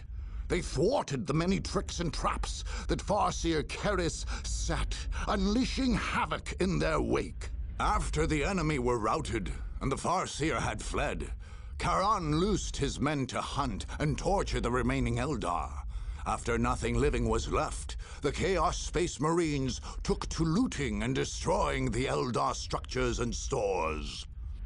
The Tau were wholly unprepared for the fury with which the forces of Chaos assailed their moon base on Nan Yanoi. With no innate relation to the warp, and no psychers at their command, the Tau could not anticipate the many augmented powers that made the Alpha Legion such fearsome adversaries. The tortures and foul ceremonies performed upon the helpless Tau that were not fortunate enough to die in battle are beyond description. Within hours of the sack of Nan Yanoi, the base was covered in its defenders' blood, and the carcass of their beloved Ethereal hoisted upon the barrel of the Arca cannon, the one piece of the Tau base that Lord Charon did not see fit to desecrate. Over the course of thousands of battles, the Chaos Lord Feravius Charon had developed cruelly keen instincts. Charon felt that he must crush the Orc threat soon, or risk losing his foothold in the Kaurava system. He consulted his head sorcerer, only to have his suspicions confirmed by a divination. Gorged on bloodshed and strung with chaos, the Alpha Legions crushed the Orc forces. They tore through the ancient Orc stronghold, an enclave untouched by intruders for millennia. While his crazed, victorious soldiers butchered and burned the vanquished army, Lord Charon stalked the ground suspiciously, looking for Gorguts, his nemesis. Again, his instincts had proved true. The Great Orc was nowhere to be found. Still, the victory was won. No Orcs would trouble the ascendancy of Chaos. When Chaos Lord Feravius Charon set foot upon the outer edge of the lands of Solitude, he could feel his greatest of victories fast approaching. Already, he had beaten the legendary Blood Ravens back to the very door, and left them cowering in their own stronghold. Emboldened by this turn of events, the Alpha Legion pressed on towards the headquarters of their ancient enemy, and there engaged in battle. If the Blood Ravens had not fought so well, Lord Charon would not so thoroughly have relished their defeat. His Alpha Legion Chaos Space Marines, with chaos coursing through their veins, with screams and great acts of barbarity, had countered the enemy at every turn, until victory was won. Although the dead Space Marines were horribly desecrated in the aftermath, it was those who somehow survived that were truly to be pitied. The dying Commander Boreal was forced to watch many of these unspeakable atrocities before the last trickle of life drained from his body. Lord Charon dedicated the lands of Solitude to Chaos, renaming the land in demonic Sagrebriot. But his men called the place another thing entirely, Raven's Blood, for all that they had shed that day. Once, there was a simple soldier who was ignorant that he possessed latent abilities as a psyker. Without training, he could not guard himself, and the gods of chaos whispered to him, driving him feverishly mad. They made him carry out certain plans, perform certain black rites, so that a terrible rift in space and time was forged. Chaos poured out. The Alpha Legion appeared, and the warp storm blossomed from the rift. The gods gloried in their deed.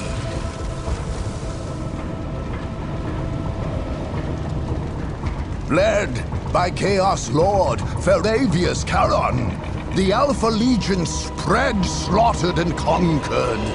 No force, Not even the mortal enemies, the Imperial Space Marines, could withstand the wrath. 9 armies vied for the Kaurava system, and chaos proved mightiest of them all.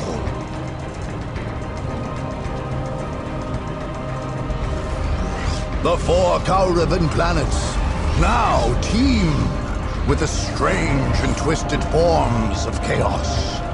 Demons walk openly, and the warp storm grows in size and strength. The Alpha Legion under Lord Karen make ready for a far greater war against their oldest and most hated of enemies, the Imperium of Man.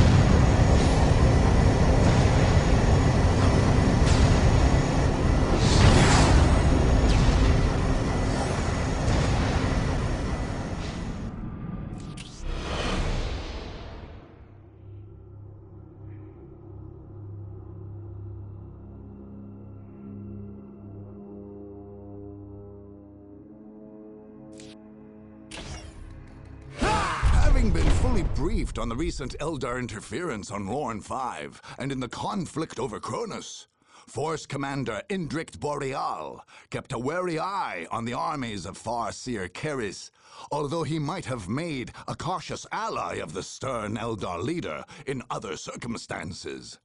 Boreal did not hesitate to attack her stronghold in the Upper Wastes when the opportunity presented itself, in order to ensure the Blood Raven's complete subjugation of the Kaurava system.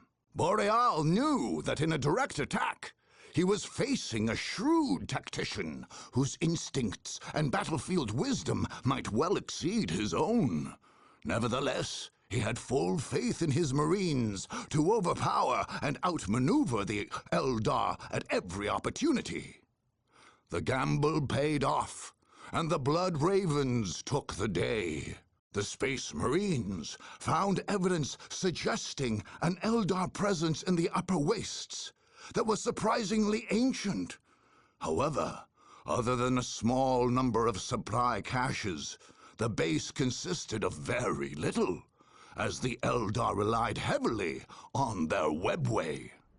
In terms of fighting Orks, the Blood Ravens found as great a challenge in the Rokclaw Mountains as any they had ever faced. First was the difficulty in assailing the mountain stronghold itself. Second were the tactics of the infamous war boss Gorguts, whose prowess grew greater with every campaign he fought and survived. As great as the challenge was, the Blood Ravens proved themselves matchless soldiers, undaunted by any foe. After overcoming the Orc hordes and laying waste to their ancient enclave, the Space Marines proceeded to hunt down every last Orc they could find in those mountains. There was only one blemish in the Space Marines' otherwise flawless execution. Gorguts himself somehow eluded their grasp. Some reports attested to a crude rocket which took off at the battle's end, while others claim the blast was a timed bomb, closing off a tunnel entrance to cover the Great Orc's escape. To Commander Indric Boreal's company of intrepid Blood Ravens, the Nan Yanoi moonbase's reliance on defense, unholy technology, and indirect fire were anathema to all they stood for. To defeat such an enemy was to prove, in Boreal's mind, that the superiority of his men could conquer all. Of course, the Tau saw their defeat differently. The tragic loss of a revered ethereal and famed military commander was interpreted after the fact as a failure to employ sufficiently rigorous methods. Having little use for static defenses, Boreal left only enough men as were required to hold their conquest. No more.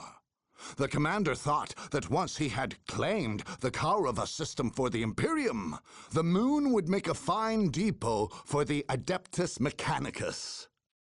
When Force Commander Boreal ordered his men to attack the Imperial Guard in the Dussala Precinct of Kaurava I, he knew full well what he was doing. There was no doubt in his mind that his actions were in the right.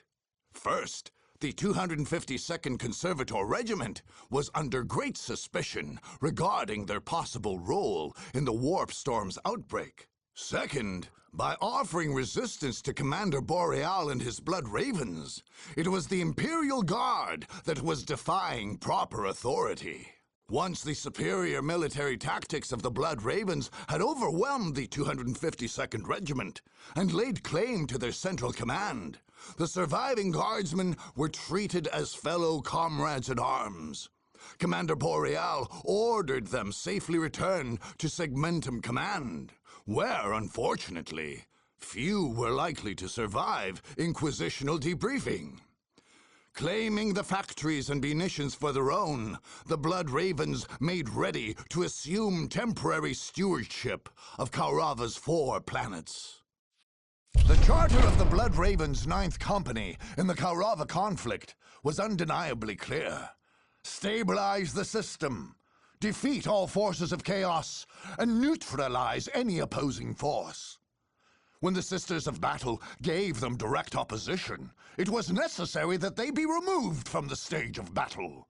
The Sisters of Battle, of course, were also acting on their own orders, following similar instructions to brook no opposition.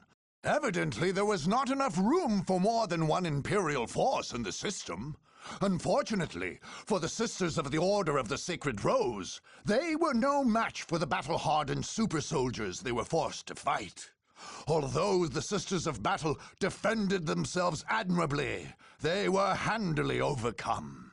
Once vanquished, the Space Marines treated the surviving Sisters of Battle with the utmost deference, giving them swift medical aid and providing them with passage back to the Convent Sanctorum on Ophelia 7.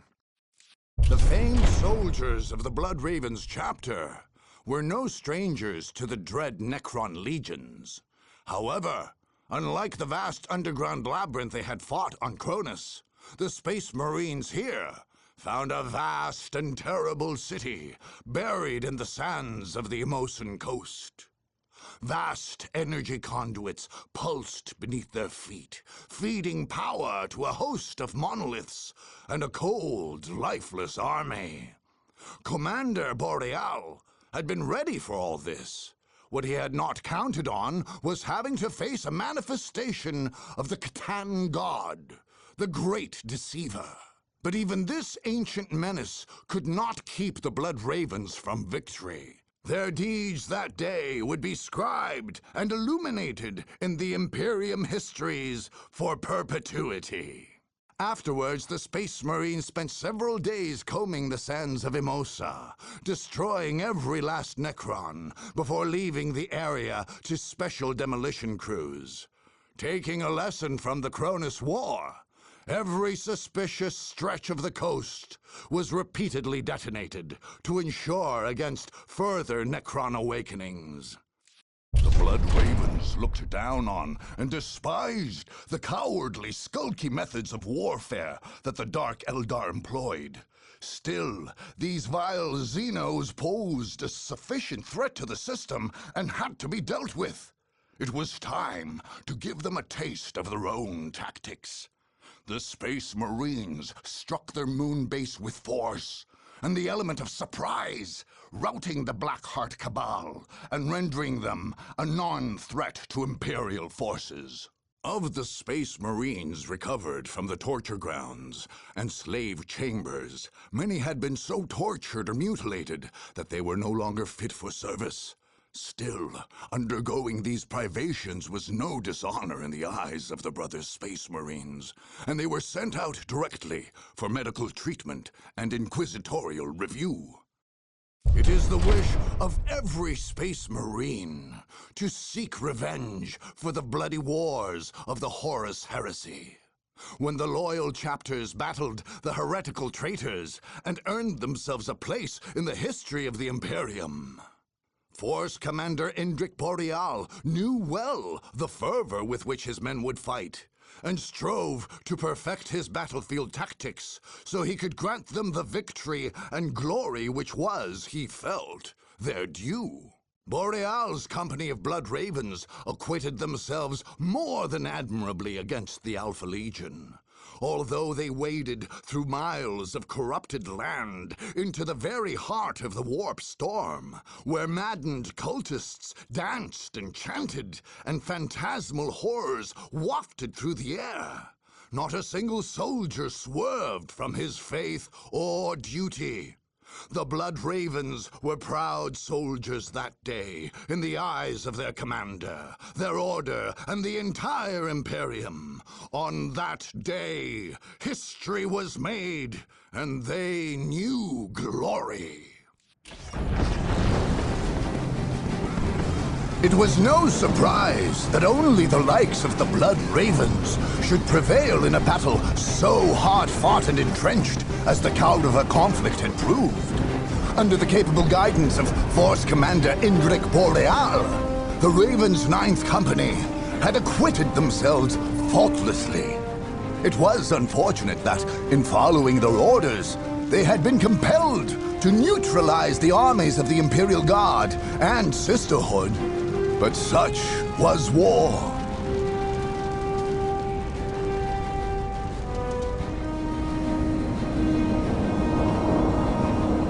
Without doubt, the finest hour the Blood Ravens had known was the triumph over the vile forces of chaos. A Space Marine can aspire to no greater honor than fighting and defeating those treacherous blasphemers. Within days of the Blood Ravens' victory, the Warp Storm had vanished as mysteriously as it had come.